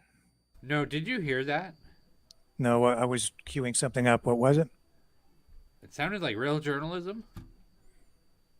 Almost. Maybe I'll bring it back a little bit. Benchmarks to be met, such as the well, it's safety of David Canadians, Menzies must from be at Rebel peril. News. The sovereignty. What's that? That's David Menzies from Rebel News. Of the nation. That's why must it be at sounds that peril. way. Do you think those benchmarks? He's actually were asking a met, real question. Given this was, for Good what for I you, could David. tell, a largely peaceful demonstration and protest. So I guess I'm asking, did you really need to have this act invoked in terms of what were minor unlawful acts and basically bylaw infractions? So what the federal government, the provincial government, both enacted legislation that was absolutely supportive to helping us to end the illegal occupation of our streets. What could be described as bylaw infractions were actually terrorizing moments for the city, the residents and the communities that came around those areas. The powers that were provided to us through the Emergencies Act, through the Provincial Emergency Act, through the injunction, and through any of the other legislative means that we got to end this protest were extremely beneficial in us being able to be where we are today, see clear streets, and have residents that can again walk through their downtown core that they own. Thank you. Hi there, Erica Ibrahim, the Canadian Press. If my recollection is correct, it was mentioned that 191 people were arrested, 107 are charged. I'm wondering if you can tell us about the remaining number in custody and what we might be able to expect as far as charges laid with them. So what I can tell you is that we will on a regular basis update our investigative progress. You will see more people. There will be updated numbers in terms of arrests that have occurred as a result of unlawful protests and demonstrations today. You will see a series of charges coming out after that, and we will continue to update on our investigations and charges on an ongoing basis. Okay, thank you. And just one quick follow-up. I have heard a report that police were giving perhaps a piece of paper or something of that nature to truckers or demonstrators as they left the perimeter. I was wondering if you could describe what that might have been. So I'm unfortunately, I'll have to get information for you. I'm unfamiliar what that piece of paper would be. Peter Hum with the Ottawa Citizen. I have some questions about protesters that are outside of the downtown core at the moment. I understand, first of all, with respect to Coventry Road, the encampment there that notices regarding trespassing were delivered by police today. So I'm wondering if you could tell me, first of all, like what the situation is currently, how many protesters are there at the camp, and then what you're expecting from those people. So as we indicated at the beginning of this, there was a methodical plan that was going to be enacted to take care of all of the locations that were disrupted by the unlawful occupation. That includes Coventry Road. Currently, there is activity by our members and activity by demonstrators to demobilize that area and ultimately resecure it by the city. If I could follow up, there are also reports, as I understand it, of protesters retreating to property in Kinburn, and as well there's been reports in the past about protesters in Embrun on, I believe, private property there. Can you tell me what can police do about those protesters? So we have active intelligence investigations ongoing to ensure that we know where people are leaving if they are trying to amass again to return to the downtown core. So while we maintain our footprint in this area to protect the downtown streets, we are trying to, or attempting to keep tabs on those that are leaving and being potentially massing to come back. We will continue those efforts through our partnership with the RCMP and the OPP, continue to gather intelligence to make sure that these illegal activities don't return to our streets. Have we seen enough of this, I think, Brendan? Yep. I think we've given... I'd just like to make one... I think we've given the interim chief, plenty of airtime here. And since boy, he is are you right, there is enough air. And there's, since he seems to need some help, because he's not familiar with what happened to that Rebel News reporter, I'm going to cue it up here for him. And let's find a different feed on this one. One moment. You know, it really grinds my gears whenever I hear them say, the illegal occupation, the illegal occupier. You know, I think it's going to be a lot worse to have a lot of these police officers that are going to be hanging around that area saying, papers please, just like we showed you at the beginning of tonight's broadcast with that footage of the woman who wanted to just go down the street to get a cup of coffee. I think we're going to be seeing a lot of that. We're going to be seeing a lot of that, and it's going to be a hell of a lot worse than people partying and jumping around on bouncy castles. So here's Alexa, the reporter from Rebel News. This is what happened yesterday. And yeah, the interim chief can find this footage quite easily at on the Rebel News website and on Twitter, and it's on YouTube, and it's everywhere. Everywhere. So let's let it roll and let's see what he's not familiar with.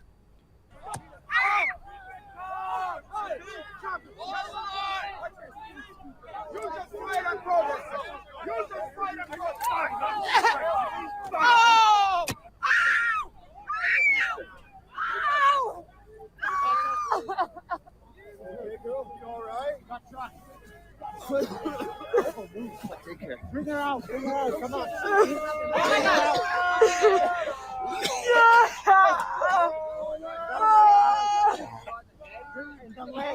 out. Bring her down there. Bring her to the left. Oh, shit. Guys, take her out of the crowd. Bring her to the left. Oh, wait, hey, someone got shot in the head.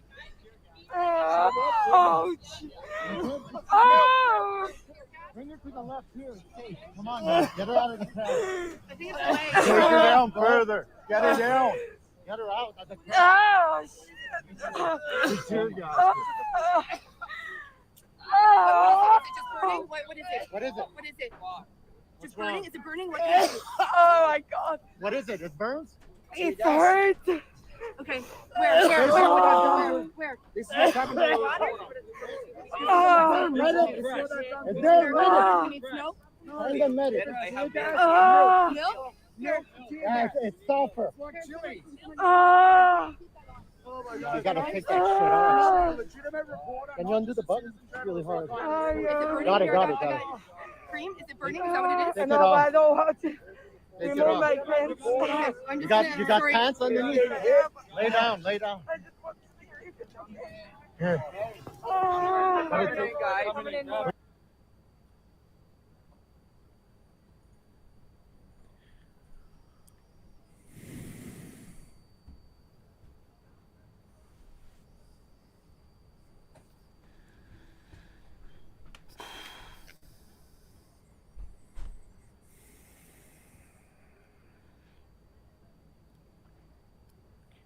That's kind of... He's not familiar. He had no idea that that happened. Just didn't know about it. Not a clue. The day after. You know, it's been all over the internet. It's been reported on Rebel. It's been shared all over social media. The officers who were there all saw what happened. I guess they just didn't feel it was important enough to let anybody know. They didn't report any of that to their superior officers, I guess.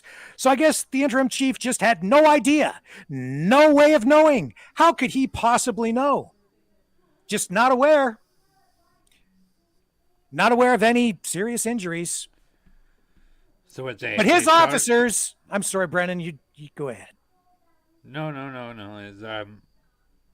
So what, they struck her, or she was hit with something? She was shot apparently with a tear gas canister, is what the report is. It looks like she was struck with the baton, and she was apparently sprayed with pepper spray, which is, I guess, what cops do when they're acting professional. That's the way the cops down there take care of a peaceful protest. And even though a judge declared it to be lawful, and even though they're exercising their charter rights, maybe we should re-cue it and see how many times the interim chief used the word unlawful and illegal. Let's count them up. Oh, it had to have been like 20 times throughout that whole thing. Every time they say that, it just drives me bonkers. It's like, the illegal. So basically, they're taking, at most, bylaw infractions and tearing. They brought in the Emergencies Act over bylaw infractions more than anything. Like, this is the stupidest thing I've ever seen in my whole life. Let's look at it one more time, because apparently the police interim chief just never had an opportunity to see this. So let me help him out.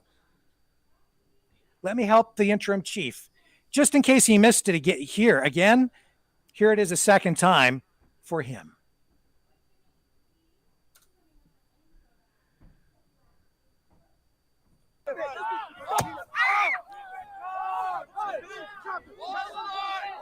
This one's especially for the interim chief. Just for you, interim chief Bell. There's your professional officer, acting professionally. Excellent job. Good job. Way to go. Bring her out, come on. I can't imagine why they need to heal their relationship with the community now. Why would they? After acting so professionally. Everyone's happy that they went down to do that, apparently. That's what he said. Good job. Come on, guys. Get her out of the car. Take her down further. Excellent. Get her out of the car. Fantastic. That's the Canadian way to do it.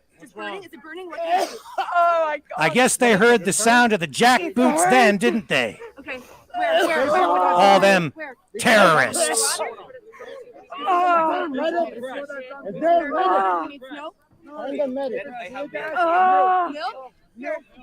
It's sulfur.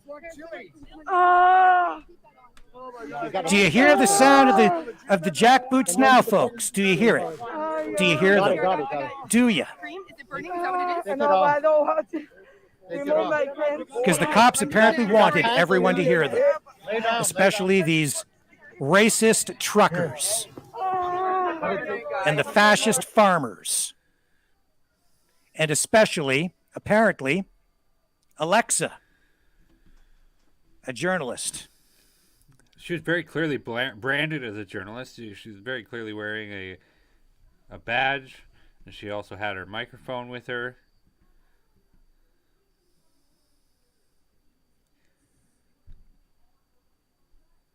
I'm telling you, folks, all the police that are there, they're there because they wanted to participate in that. This is their action. Carla was down there, our eyes and ears on the ground in Ottawa. She's been heading home.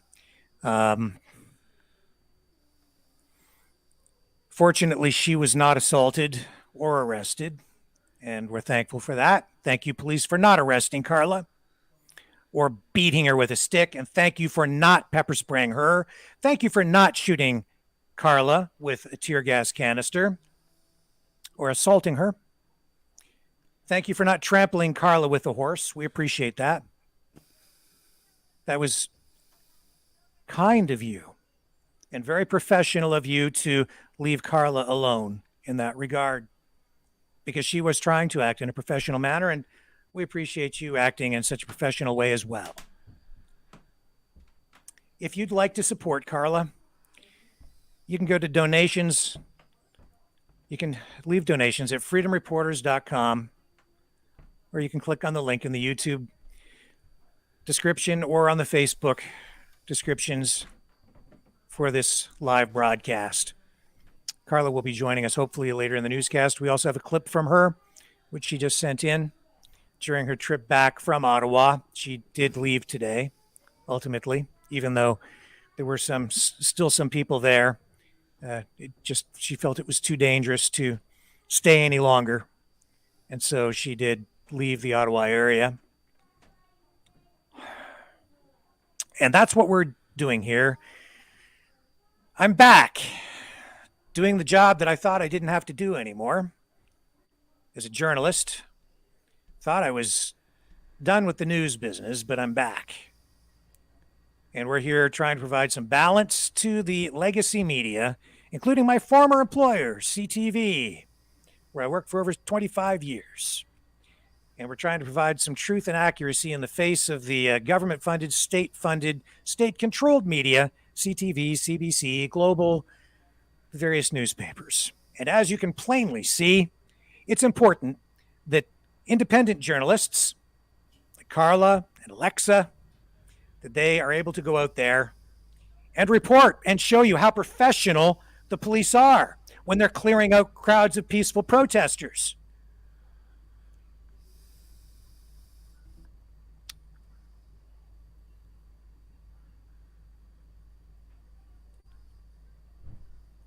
Yeah, it's important.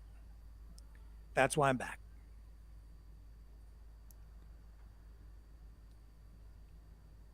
This is going to be forever for them to fix any of this. Like, they have really stepped in it this time.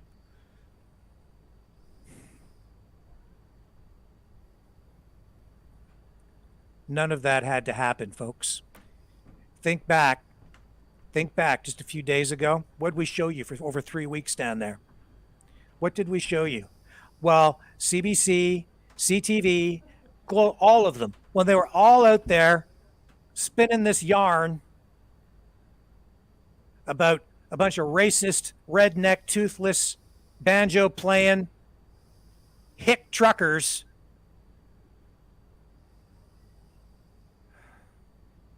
terrorist truckers, when they were spinning that yarn, what did we show you? Bunch of Canadians fed up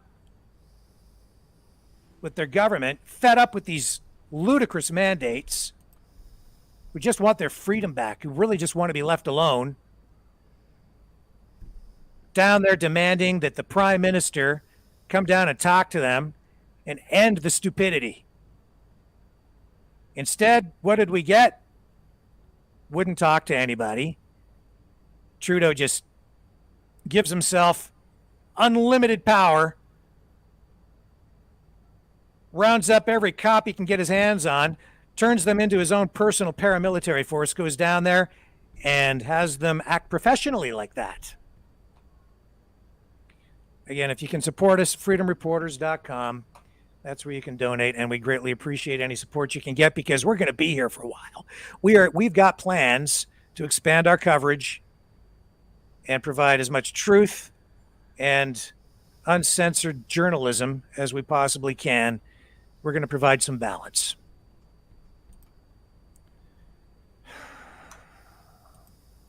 Dark, dark days for Canada. Not the Canada I grew up in. I don't recognize our country anymore, Brendan. Not the Canada I grew up in either, Rick. This is something entirely different. Something entirely different, and there's still a lot of people out there who, for better or worse, hold their own points of view on the state of the world, and a lot of them are in favor of it. Yeah. A lot of them are in favor of it. Yeah. Well, this is the statement from the truckers, or a trucker, and I don't know exactly where this comes from or who this guy is. His face is blurred out. But let's let this roll. The police chief had the interim chief, and the other senior officers in Ottawa. We gave them their say, and now we'll give this guy his say, so that we kind of balance things out, because that's what we're all about. We're about being fair. Mm-hmm. Hang on here. Let's get some audio up.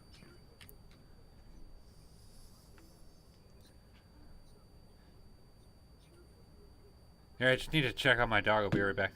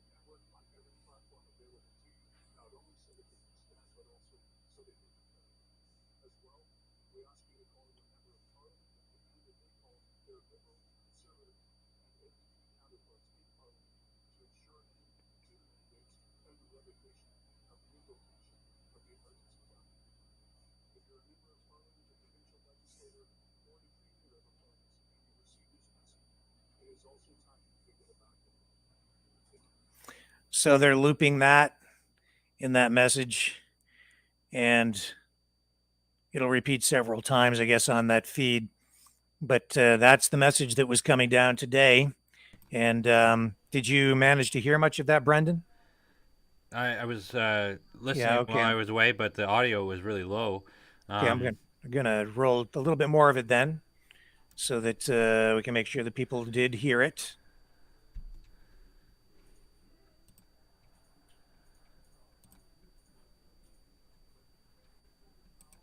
That's as much audio as I have. I'm going to let it roll here again.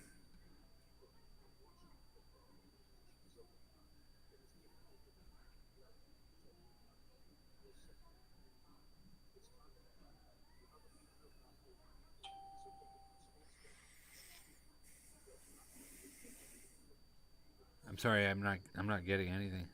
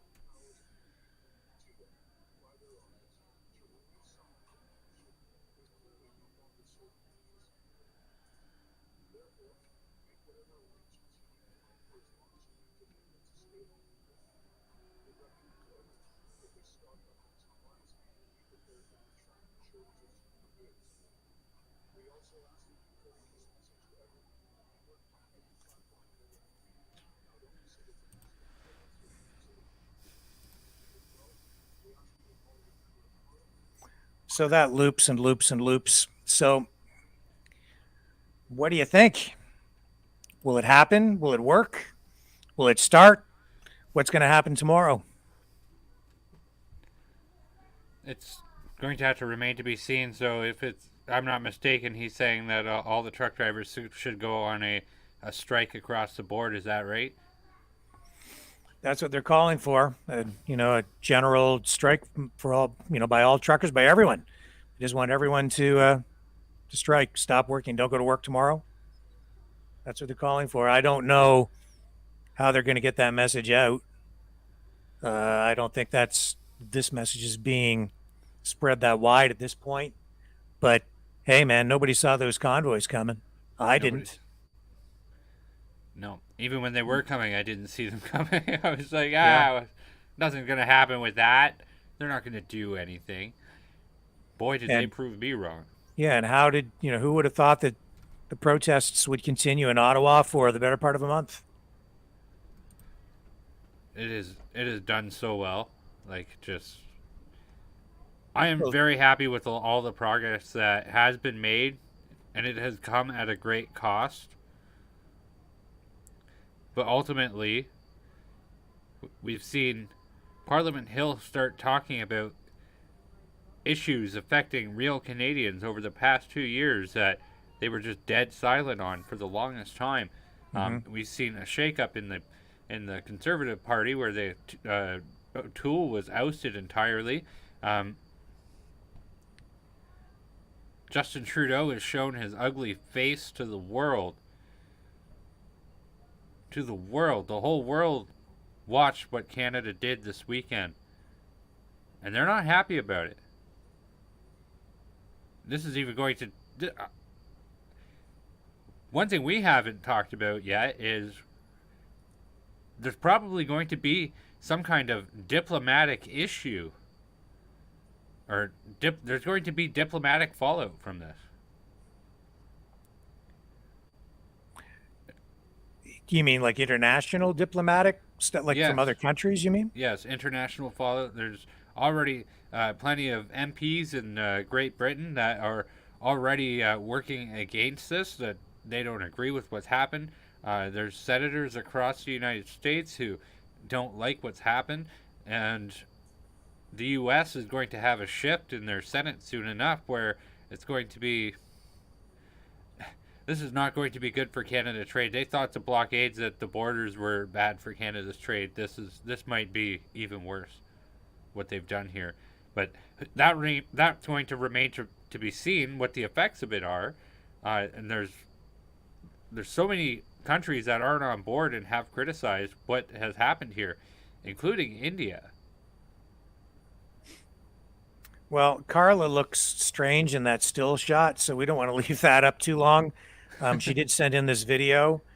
She, you know, as she was making her way back from Ottawa to her home, and I'd like to run this clip from her because she always, after seeing so much negative stuff, she always has a way of shining some positivity on things. So let's listen to what she says. So we're traveling back to Sarnia or Kimlaki, and we just came up to Port Hope on the 401, and there were 4 people standing on the overpass as we went by, standing there with a Canadian flag, waving, putting their fists up in the air. They know that people are leaving Ottawa. They know they're going to be traveling, and they were showing support on the way back. This is not over. This movement that started in Ottawa, it doesn't go away. Love always wins. It went full circle, right? 23 days ago, we were driving with the convoy. And those of you that did that will remember the incredible outpouring from communities. Every single overpass on the way, people stood there in the cold and waved with pride, Canadian pride, with flags, and they're still doing it. Ottawa might have been shut down. Love wins, and this continues. This movement cannot be stopped. Stay peaceful, be kind, be Canadian, be a proud Canadian.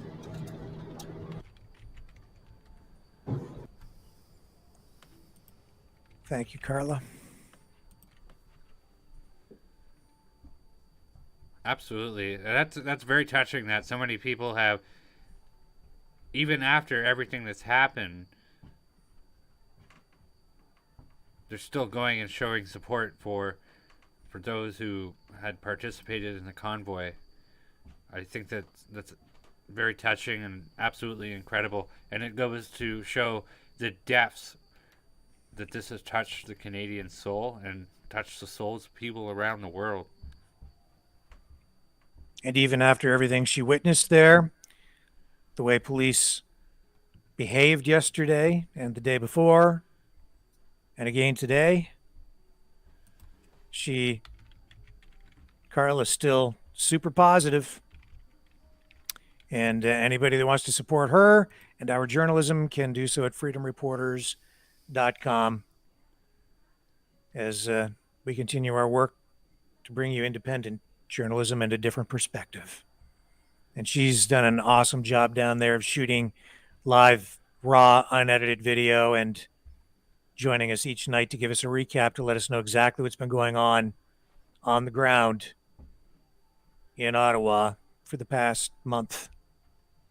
So it's been expensive, and to all those of you who have donated, thank you. We really appreciate the support. Yeah, so that's kind of where we're at tonight. Any more thoughts on that trucker strike? You think it will happen? Well, I'm definitely monitoring and paying attention. I don't know how much it will be in effect, because, and even if it is to some great degree very effective, the media is just going to not talk about it at all, I would wager. And it's going to be the same old, same old. They'll just ignore it, and if they can't ignore it, they'll spin it.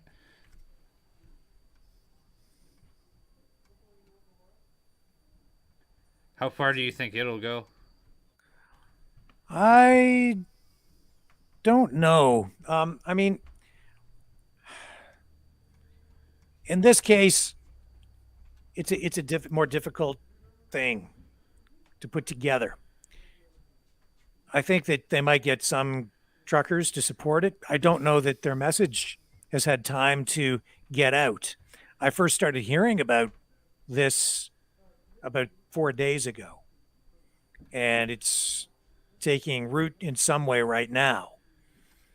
But to put this together in time for like tomorrow on a mass scale, I don't know if enough people are even aware. What could happen is it may start small and gain momentum over the course of the week as more drivers, more people hear about it and make a choice on whether they're going to support it. It'll also depend on how much actual public support there is right now. And that's always difficult to gauge because you and I have talked about this before. Sometimes you have like we all have a sort of a skewed perspective on how much other people support our point of view, because we're all in this social media bubble where we're being fed information through a computer algorithm that, Facebook and YouTube, like they know we want to see this information. So it's not a true representation of what is out there. And it's difficult to know, say, how much true public support there is for this movement to end these mandates. And I just have my own sense, and you have your own sense based on the information that we're being fed all the time, right? So, and that's probably why very few people really saw the size of the convoy in advance. Like nobody saw that in advance.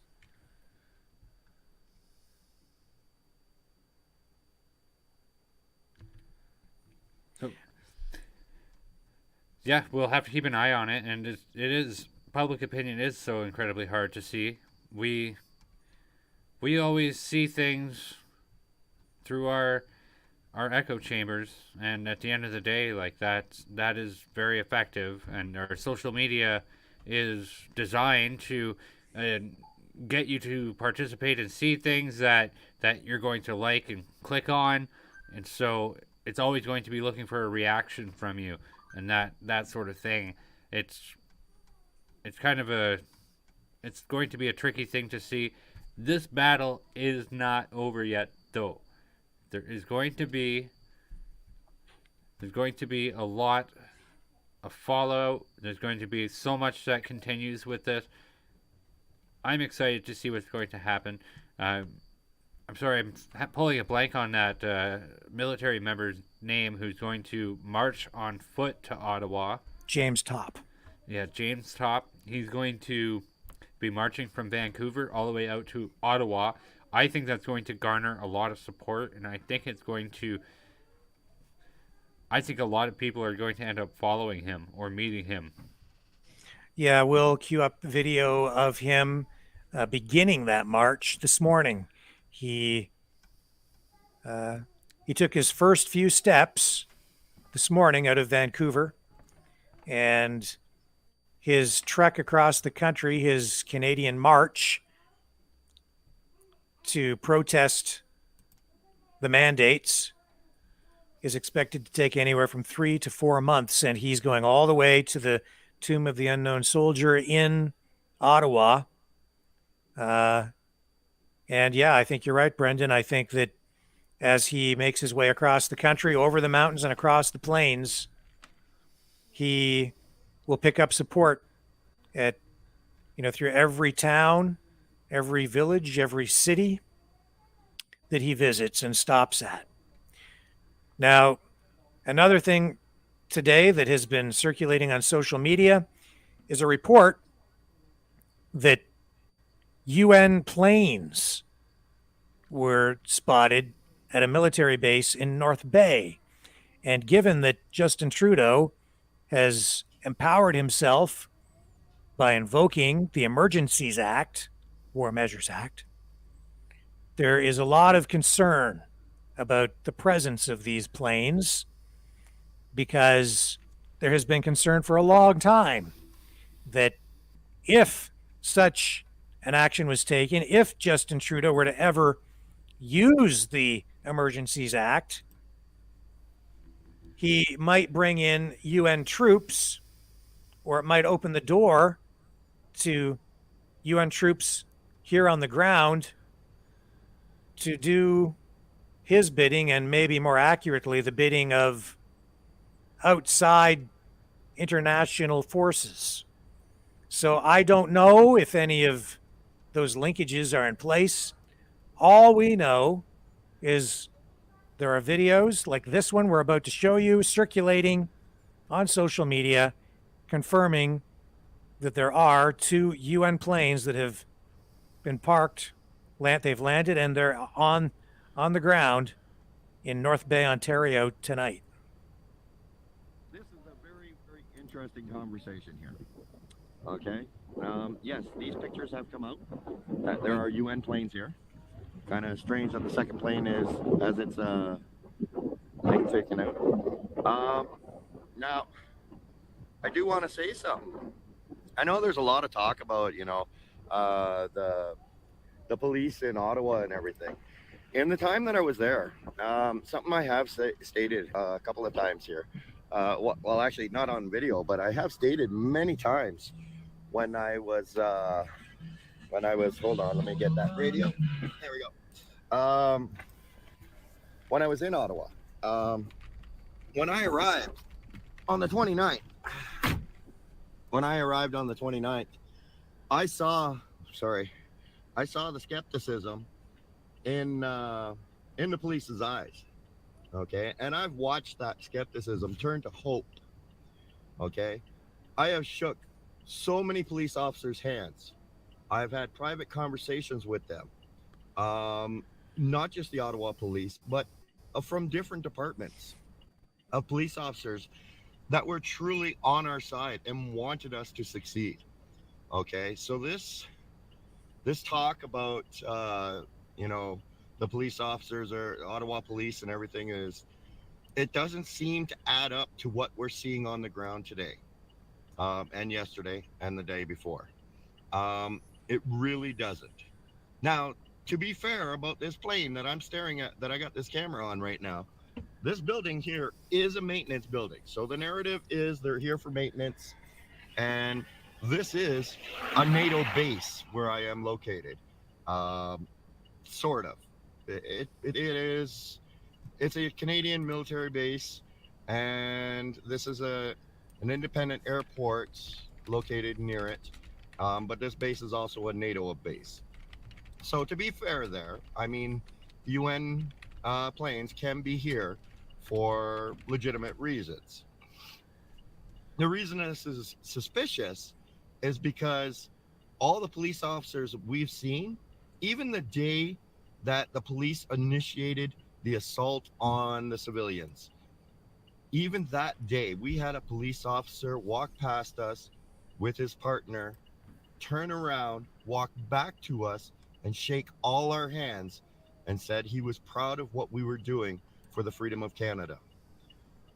Then that day, the police moved in. Now, it's kind of suspicious.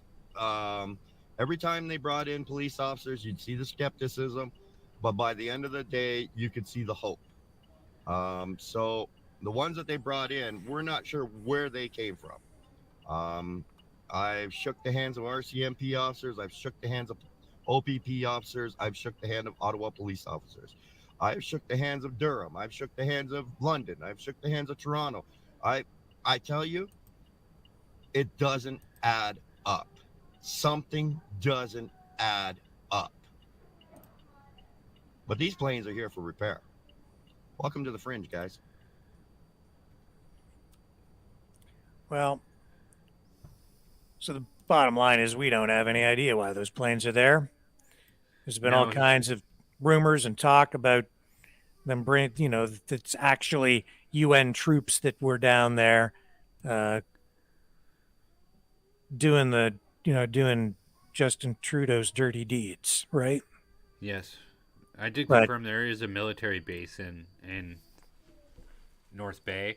It strategically is pretty close to Ottawa. It's got to be like it couldn't be more than 3 hours. Those are definitely personnel carrier planes. It's all speculation, but all we know is there are 2 UN planes at the airbase in North Bay. That's all we know. You can take from that whatever you want. That's as far as we can really go with it. And I think that's likely all the information we're going to get.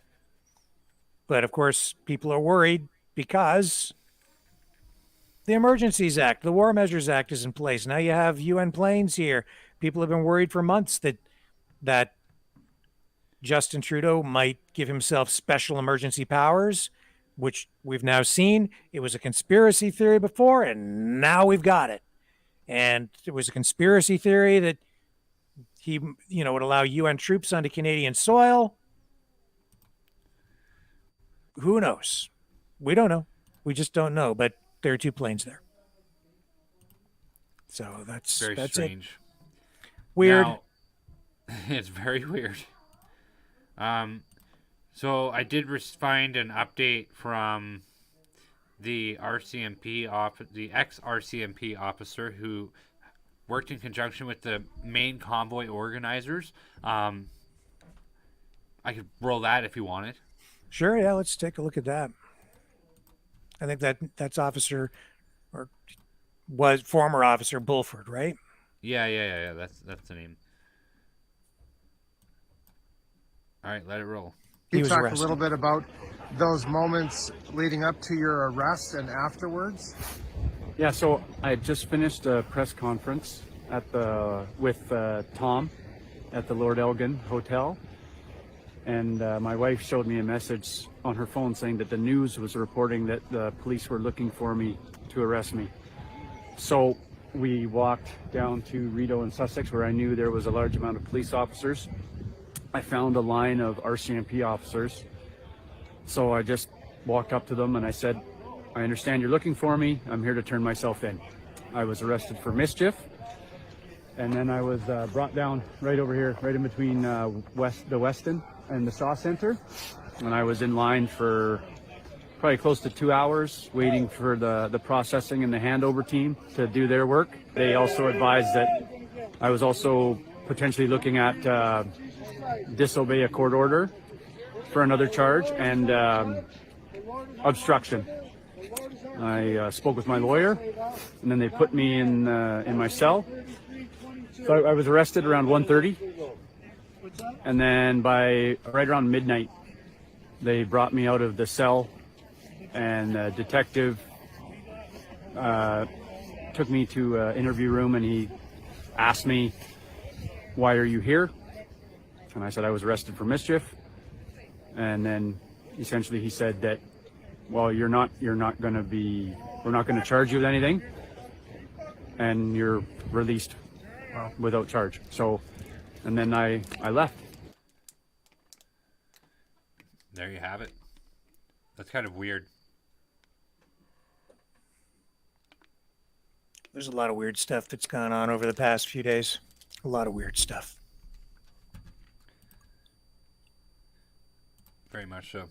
It's kind of hard to believe that they're saying, "Oh, we're gonna crack down on all this so hard," and then you hear tales of the arrests and that sort of thing. Mm-hmm. And they go, "Oh, well, we let you go without charge." Tamara Litch, on the other hand, did not get off that easy. She's still hasn't been posted bail.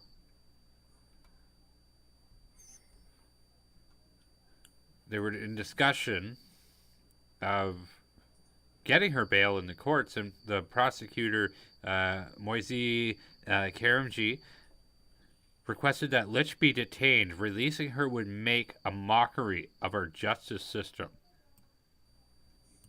That is from the Crown prosecutor. Releasing Tamara Litch would be a mockery of our justice system. So she's still in custody? She's still in custody. It remains to be seen. It looks like they are going to make a decision on Tuesday. And it's going to go from there. It's like, let me get something straight here. Like, I've had some pretty unsavory criminal underbelly neighbors in my lifetime. You call the police to get anything done with those individuals, and nothing gets done and nothing happens. They go to jail and they come out the next day. It's in and out all the time. And this is not like an isolated incident, but somebody stands up for Canadians in a sincere, beautiful way, and sort of in a way as well, united the entirety of the country. And they want to deny her bail because it would make a mockery of Canada's justice system.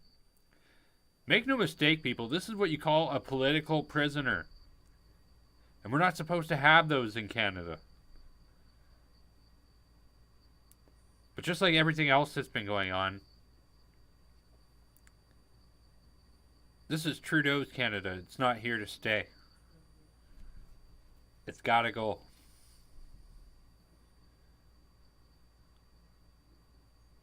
Well, you mentioned James Topp, a veteran who is marching across Canada, and he began his trek this morning to raise awareness and protest the mandates. And this is a video. We ran this yesterday. We're going to run it for you again, and then I'm going to see if we can queue up some video showing you what happened first thing this morning. But this, for those of you who have not seen this yet, this explains what James Topp is doing.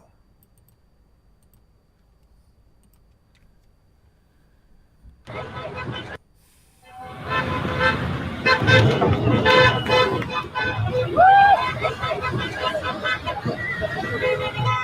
name is James Topp. I'm a warrant officer. I served in the regular army for over 25 years. I transferred to the reserves. I got a job with the public service working for the RCMP. I was placed on leave without pay, and I am in the process of being released from the armed forces. I am not authorized to wear this uniform right now. I accept full responsibility for what I am doing and what I am saying, and I am willing to suffer the consequences. This is hard for me. I may suffer repercussions for what I'm doing right now by wearing this uniform out in public. But something needs to be said, and I think I speak on behalf of a lot of people when I say enough is enough. I do not speak on behalf of the Canadian Armed Forces or the regiment that I have served with. But I want to honor them, and I need to wake them up. I do not like the direction that this country is going. I disagree with the government imposing mandates on us. I am not here to speak on behalf of any political organization or group. I am here for me. I am here for the people of this country.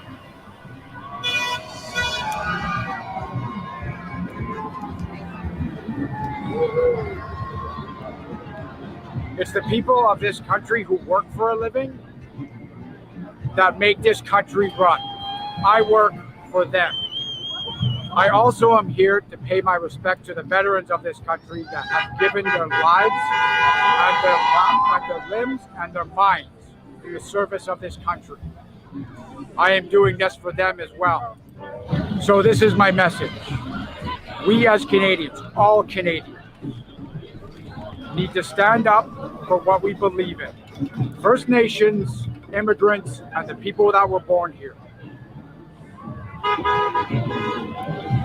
This country is ours.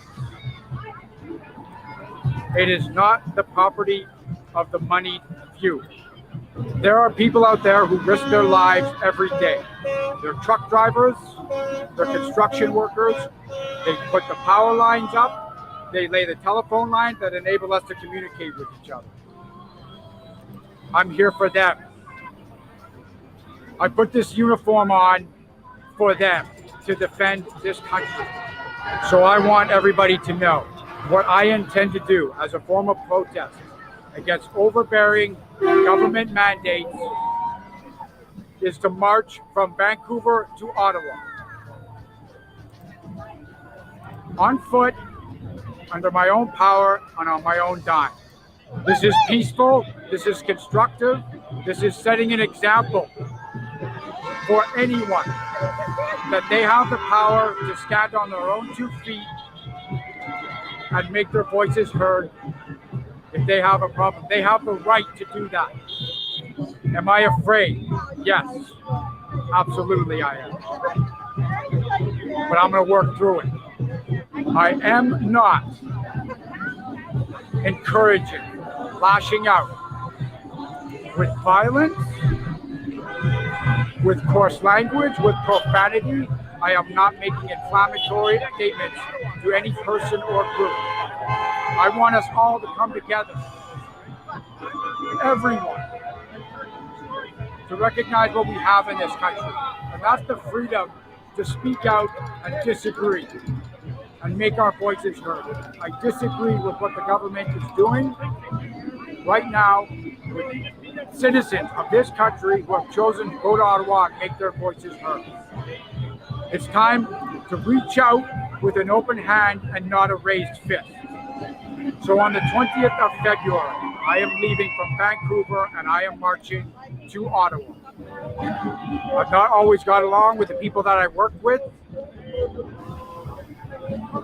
and I've said the wrong things and not acted in ways that were professional.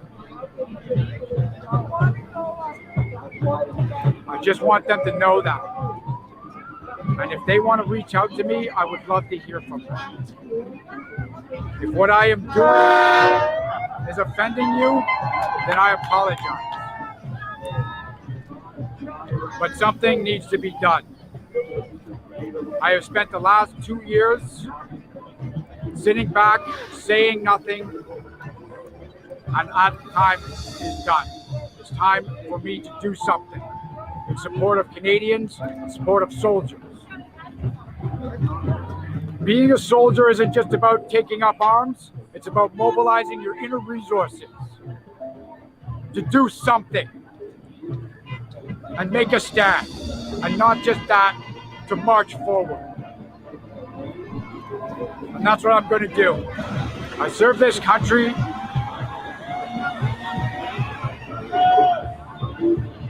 by putting the uniform on.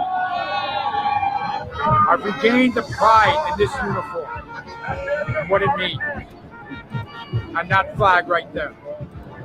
But any of my brothers and sisters in uniform, why I am here is I want you to understand that you have a right to make yourself heard as well. I'm proud of everybody that came down here. I am proud of everybody who is holding a flag. And if you want to support me, I welcome it.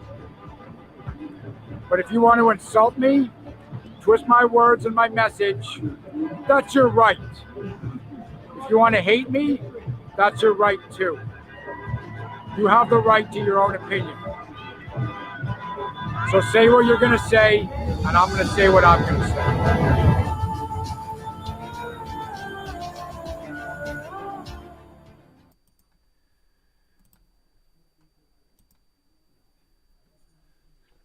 You know, that's my third time watching that, and I'm just incredibly proud of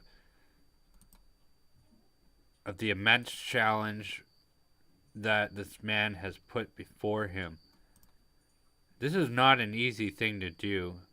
This is 4,300 kilometers, and he's planning on doing it at about 40-kilometer increments per day, sometimes up to 53. This isn't not exactly child's play. This is video of a video from this morning as he was preparing to leave, where a First Nations, a group of people from one of the First Nations tribes was there, a whole bunch of supporters, and well, let's just let some of this roll. Yeah, you know what? Actually, everyone behind would be great. Maybe you guys come forward and then. Yeah. I think they were just getting photos taken here before they were leaving. Get in. I think this was around 6 a.m. We also have some footage, I think, that they posted of him on the road marching. We'll get to that in a moment. Our home and native land, true praise and love, in all our sons command. With glowing hearts we seek and rise, the true north strong and free.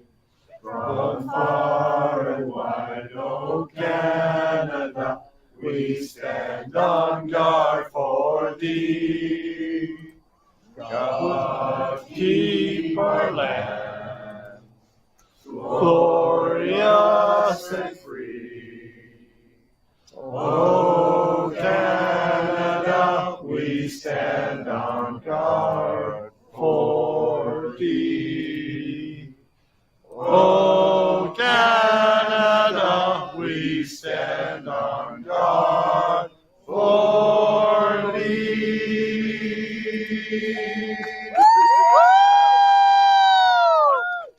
Are you getting audio, Brendan?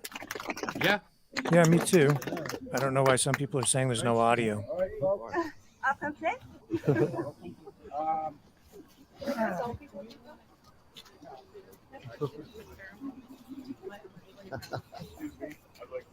They just were singing "Oh Canada."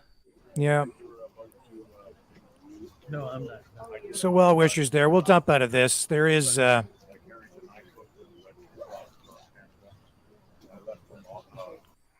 we have other footage here. I'll queue up.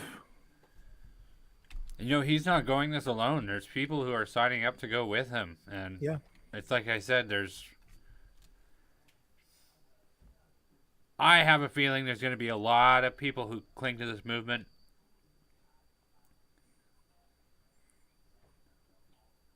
A lot of people. And the nice part is that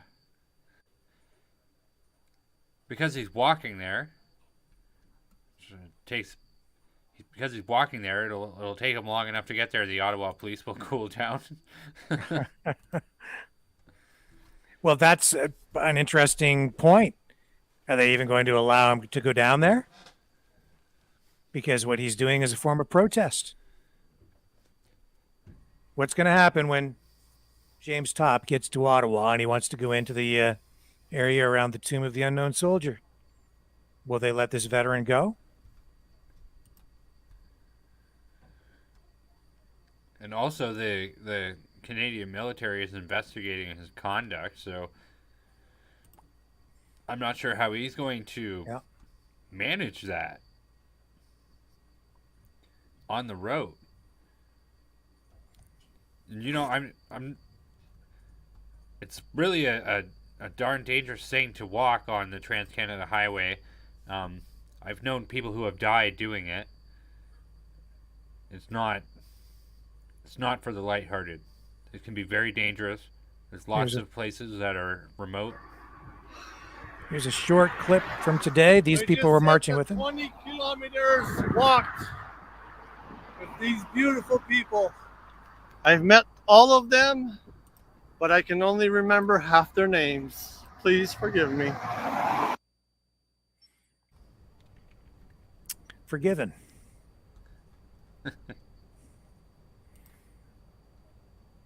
So he's on his way anyway. And I tried to make contact with them today, but didn't have any success. Well, I'm sure it'll just be a matter of time. Yeah, we'll get him on the show at some point here, so he can let us know what's going on. Now he's being accompanied by a gentleman by the name of Jeremy Cormier, and Jeremy is, I think he's sort of the unofficial videographer. So here's a clip with Jeremy. Oh, am I live? Yeah. Hello, people.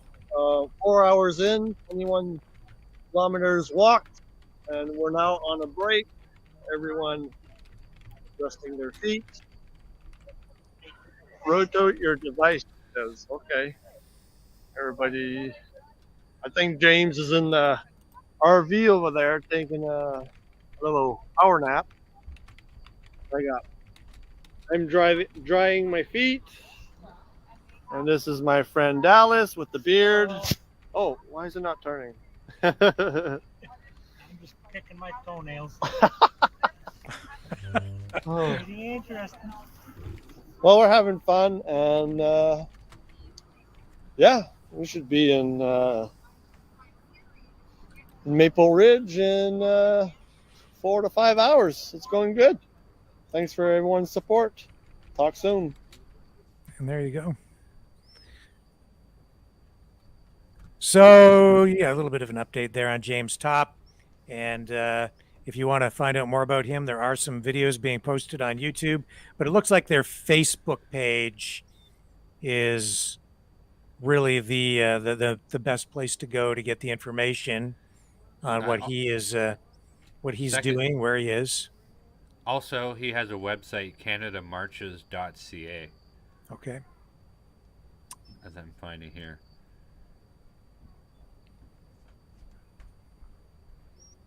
And yeah, there are some maps that have been posted showing his progress. And I guess he's wearing a device to count his steps. Today, he walked 35.5 kilometers.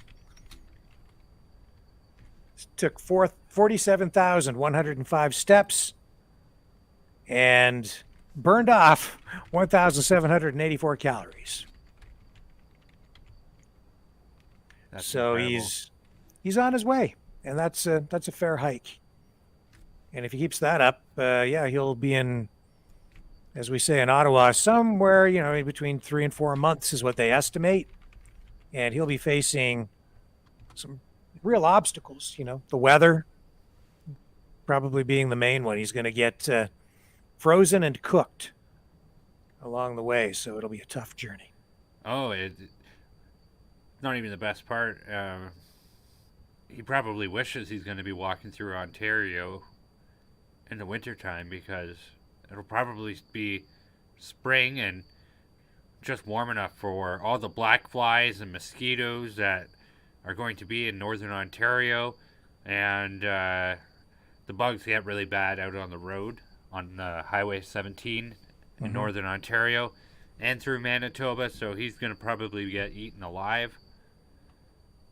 It's not going to be a picnic in traffic. It's like I said, I've known people who've died walking on the side of that road. It is not for the faint of heart. It is immensely dangerous. And who knows, we might even traffic can be dangerous on those roads. The Canadian government tried to at some point claim that, or they tried to say they made the Trans-Canada Trail. Well, most of that Trans-Canada Trail is actually just a side of the road for the Highway 17, which in some sections is 2 to 4 lanes of highway. It is a massively long highway, but it is not a very big highway, if you know what I mean. So people have died because the government pushed it as like saying, oh, this is a Trans-Canada Trail, and people have died riding their bikes on the quote-unquote Trans-Canada Trail, and then the people have gone and sued the government saying, you called this a trail, but it's not safe. Yeah. And Phoebe Long says, I thought they were here for training purposes, referring to those UN planes. And I think what she's really thinking of is it was exposed earlier within the past year that the Canadian military is actually training troops from China on Canadian soil. And it wasn't really information that the public was supposed to be aware of, but I believe it was Cian Bexty who exposed that, doing some of the work that he was doing as a then rebel news journalist. And I think Sheila Gunn Reid also had some information on that, and he came up with some more details, and that was all confirmed. So yeah, Chinese pilots being trained in Canada.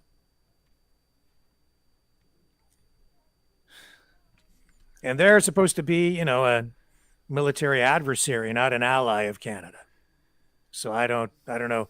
Clearly the Canadian government has shifted its focus when it comes to who they want to work with internationally, right? Well, don't you know Justin Trudeau admires China's basic dictatorship? Quote.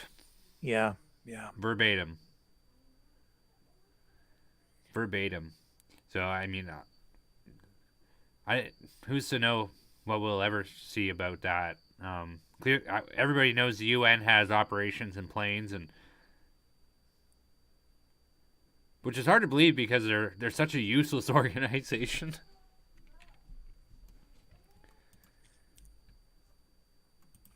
They love the government trough.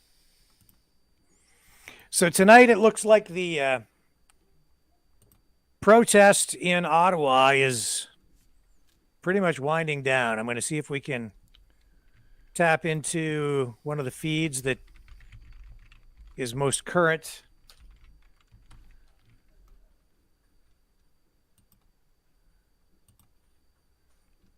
See if we can find out exactly what's going on down there right now. It's becoming increasingly difficult, though, to get footage out of there because people are clearing out. Yeah. People are clearing out.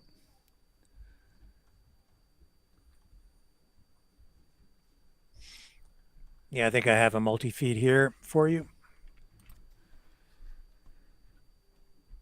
Yep. So we'll cue this up and we'll get you a current shot.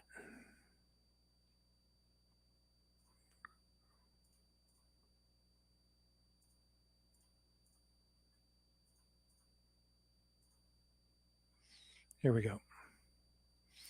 So this is Ottawa tonight, 8:51 p.m. Eastern Standard Time, February 20th, 2022. And this is all that remains of the Freedom Convoy or Freedom Protest in Canada's capital tonight. You have to remember that this started about a month ago with trucks rolling across the country from all directions down major highways, through small towns, big cities, and along the way being greeted by thousands and even millions of Canadians cheering with Canadian flags on the sides of highways and standing on overpasses, waving. And when they finally got to Ottawa, it turned into a giant festival or carnival type of atmosphere with speeches and music and dancing and hot tubs and bouncy castles for kids, all of which really seemed to irritate those people who want to keep things locked down. It certainly irritated the government and especially irritated Justin Trudeau and the Liberals, who decided that these people were fascistic insurrectionists, racists. And even tonight, they're still walking around with Canadian flags draped over themselves. They literally had wrapped themselves in the Canadian flag. And as Carla showed you with her video footage over the past month,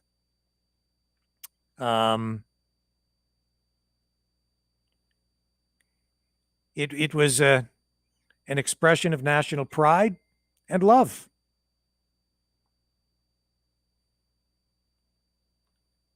The way they portrayed this in the media, I don't know, man. It's just not what we saw. It's not what we showed people. I guess people have, strangely these days, people have such strong opinions and strong views, and somehow they just don't mesh anymore. It's somewhat a part of the victory, though, in the sense that it was so obvious, to the extent that the media twisted, that people who had no idea were like, wait a minute, like, what the hell? This is not right.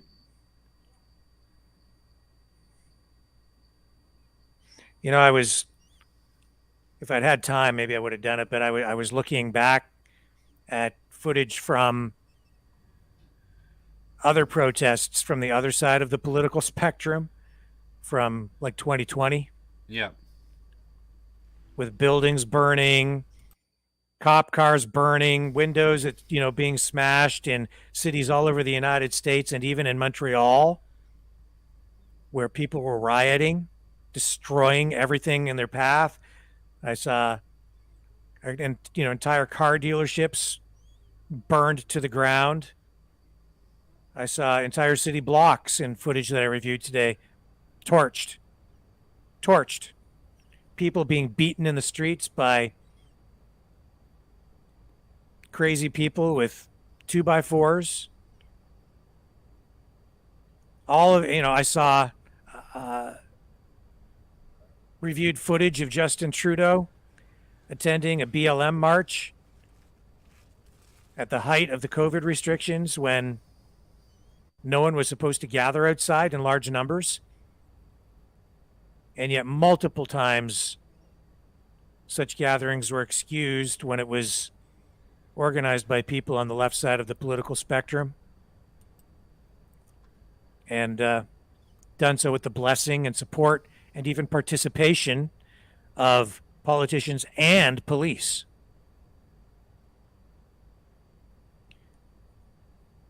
I reviewed footage and was there to see a BLM march in my own hometown. Again, during the height of the COVID restrictions that the local health unit endorsed, municipal council, and even local police. And not only local police, the police chief. Yes. That was so And- disgraceful. Like, to have done that, and then it was like a matter of days or weeks where they started charging people for peaceful protests and peaceful assembly against the mandates and against the lockdowns. And ironically, one of the people who helped organize the BLM march in my hometown later became involved in, she was praised for her work there, and then got involved with the protests, the freedom protests, a short time later, and she was charged and is facing a potential $100,000 fine for that. So you can clearly see the double standard, and it's it's the exact same person doing the exact same sort of thing on both sides. And over here she's praised, over here she gets charged. It illustrates clearly that there's a double standard out there. The hypocrisy is just so thick. And so that's what we're seeing here as well, I think, Brendan. Not a single business damaged, nothing burned, no mayhem, no violence that we were witness to, nothing that we could see. In all the raw footage over more than 3 weeks of live, unedited coverage, and you can walk those streets in Ottawa tonight, and all of those businesses are still intact. The protesters were down there shoveling snow, salting sidewalks, and the disorientation, or the disorganization that is present down there tonight is really because of all the barricades and fencing that the cops have set up. It's not really left behind by the protesters at all. And the disruption in traffic down there is because of the cops and their efforts to maintain control of the area and prevent people from going back in there. So I don't know. It's a very strange time, and I think anybody in Ottawa who complained about this is really going to regret it when they got some bored, angry young police officer who's ready to show people his jack boots. They'll be sorry. They'll be sorry. What if somebody doesn't have an ID? Do you live here? Let me see your ID. I don't have that with me. You need to leave here now. I live here. It's going to be a huge fight. And that's only going to make them look even worse than they actually are. And then the people of Ottawa are going to see what exactly has been done. I've seen those streets all throughout the day, watching various live streams and remembering what it looked like before, and remembering and seeing what it looks like now. It's an eerie, desolate, no man's land. The city of Ottawa was not returned to its citizens.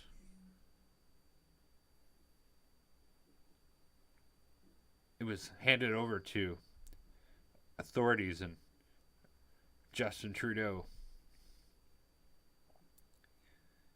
It's not going to be an enjoyable space for, who knows, maybe even weeks to come. We know at least a week. But the longer they have police on high alert and the longer that things are going on there, it's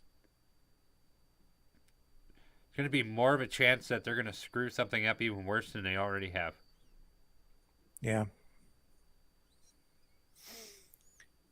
Well, Brendan, it is 9 p.m. and I think the protest in Ottawa will be pretty much done tonight. The last of the straggling protesters, I think, will likely be gone by the time we wake up in the morning. I think that's sort of the end of things there. Now I guess we wait and see what happens with the efforts to do something with this strike movement, right? Starting tomorrow. That's right, the strike movement, James Tops. There's going to be other things that happen. And just like the trucker convoy, hope is always found where you least expect it. Yeah. Yeah.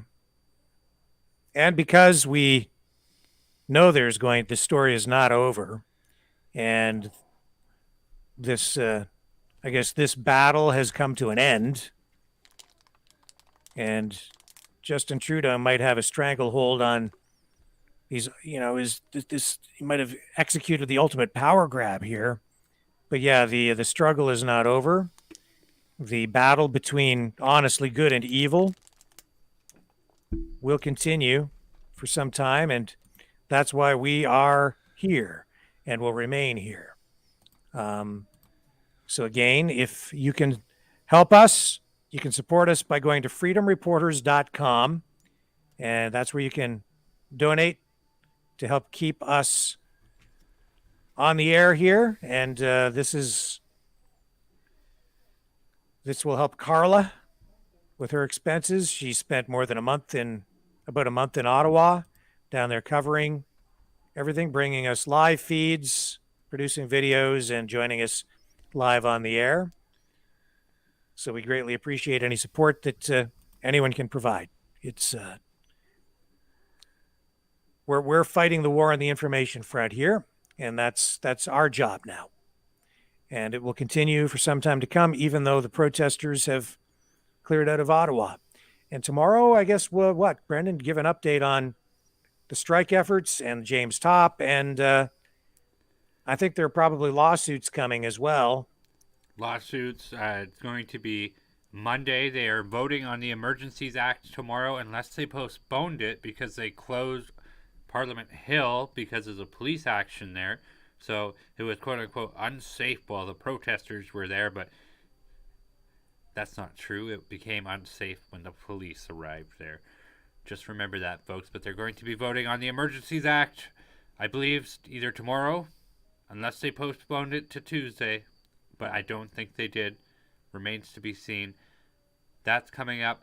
It's going to be the first business day after all of this stuff has happened. So we're going to see all kinds of updates on different things and working arms of the government, whether it be municipal or provincial or federal. So there's going to be all kinds of announcements and stuff, I bet, that are going to be made tomorrow discussing different issues and different changes. So stay tuned. As of tomorrow, we may be stuck with the Emergencies Act in Canada for 30 days. I think it'll be longer than that, to be honest with you. Yeah. I don't know. I have no hope about that. But what I do have hope about is the Canadian people and our friends and neighbors to the south. Yeah, I'm just going to check these messages coming in on Facebook through my messenger and my email, just to make sure we don't miss any breaking news before we sign off tonight, because we got some tips coming in. Also, another way you could support our channel is by liking this video and subscribing to our channel. It's also very helpful. So, I think tomorrow there's going to be a whole bunch of stuff that going to need to be analyzed and reviewed. Yeah. Stuart Crawford is asking, Rick, doesn't Trudeau have a minority government? Can we not have a non-confidence vote? And yeah, that is possible, but only under certain circumstances. And the task at hand right now is dealing with the Emergencies Act, and they need to debate that and then vote on it. And we all know where that's going because the NDP supports the Liberals. So where's that going to end up, Brendan? It's going to end up with the Emergencies Act being enacted for longer than we need it to. They are absolutely loving the Emergencies Act right now. That is for the same reason that the vote of non-confidence will not work in the House of Parliament either, because the NDP and the Liberals would just kibosh it. They would vote it down. Oh, and I also wanted to mention, too, we didn't actually have time to get to this tonight, but Ottawa's mayor wants to find a way to sell off all of the trucks confiscated and confiscate the funds from that and put that into the city coffers. And by doing so, that's what I meant earlier by saying that he really wants to destroy the lives of those truckers, because the mayor of Ottawa is a lefty. He is a left-wing, hard left socialist. And just like Justin Trudeau, he has no tolerance for these working class truckers at all. And he wants to crush them, has wanted to crush them as much as anybody.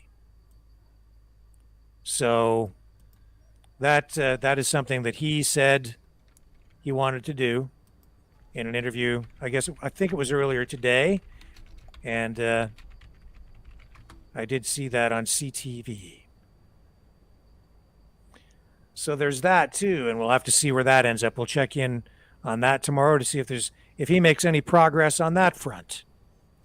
So not only are they looking to, and not only are they freezing bank accounts of their political opponents and political dissidents, they're also looking to seize assets like all those trucks. And I'm sure that all the people on the left are applauding that tonight.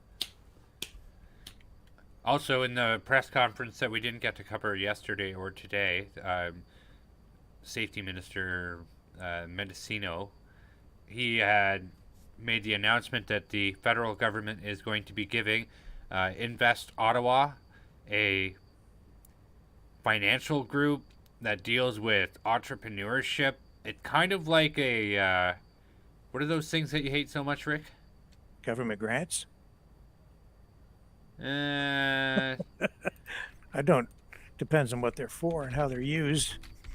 No, it's a Chamber of Commerce. It's kind of like a Chamber of Commerce investment group. So I've done some digging, and I don't hate the Chamber of Commerce. I'm just telling you they've been captured. That's all. I don't hate Chambers of Commerce at all. We'll talk about that more tomorrow too. But I found that the group that the federal government has picked to distribute this $20 million in relief fund, the mayor is the head of the board for it. And so it's all just a big circle of same people feeding off of the government trough. And what's even worse is that there's a whole bunch of individuals in Ottawa who are going forward with a class action lawsuit against the truckers.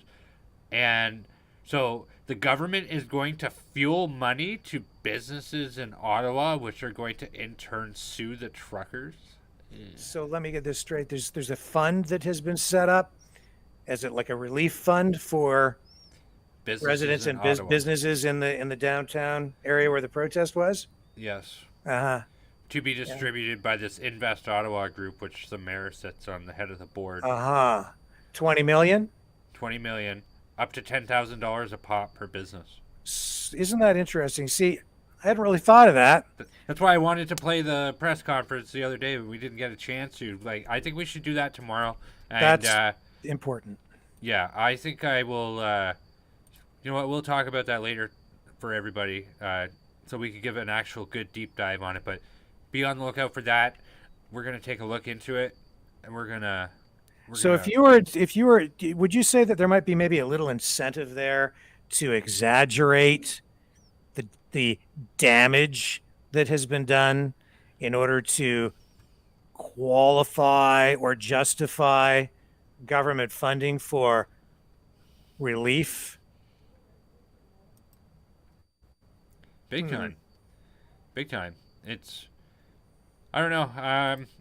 We'll get more into it tomorrow. I have researched this Invest Ottawa group a little bit, and we'll talk and give analysis on it tomorrow. But there's that to look forward to. So there is lots of things that we were not able to get to because we were more or less concerned about the safety of individuals on the ground in Ottawa.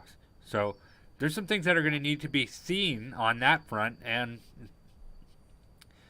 but more on that tomorrow.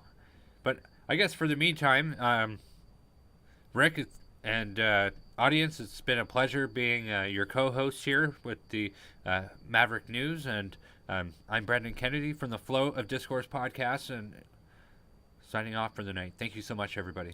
And I'm Rick Walker with Maverick Multimedia and Maverick News, and you have been watching ongoing live coverage of Freedom Convoy 2022, cruising to the Capitol. We'll be back tomorrow night, 6 p.m. Eastern Standard Time.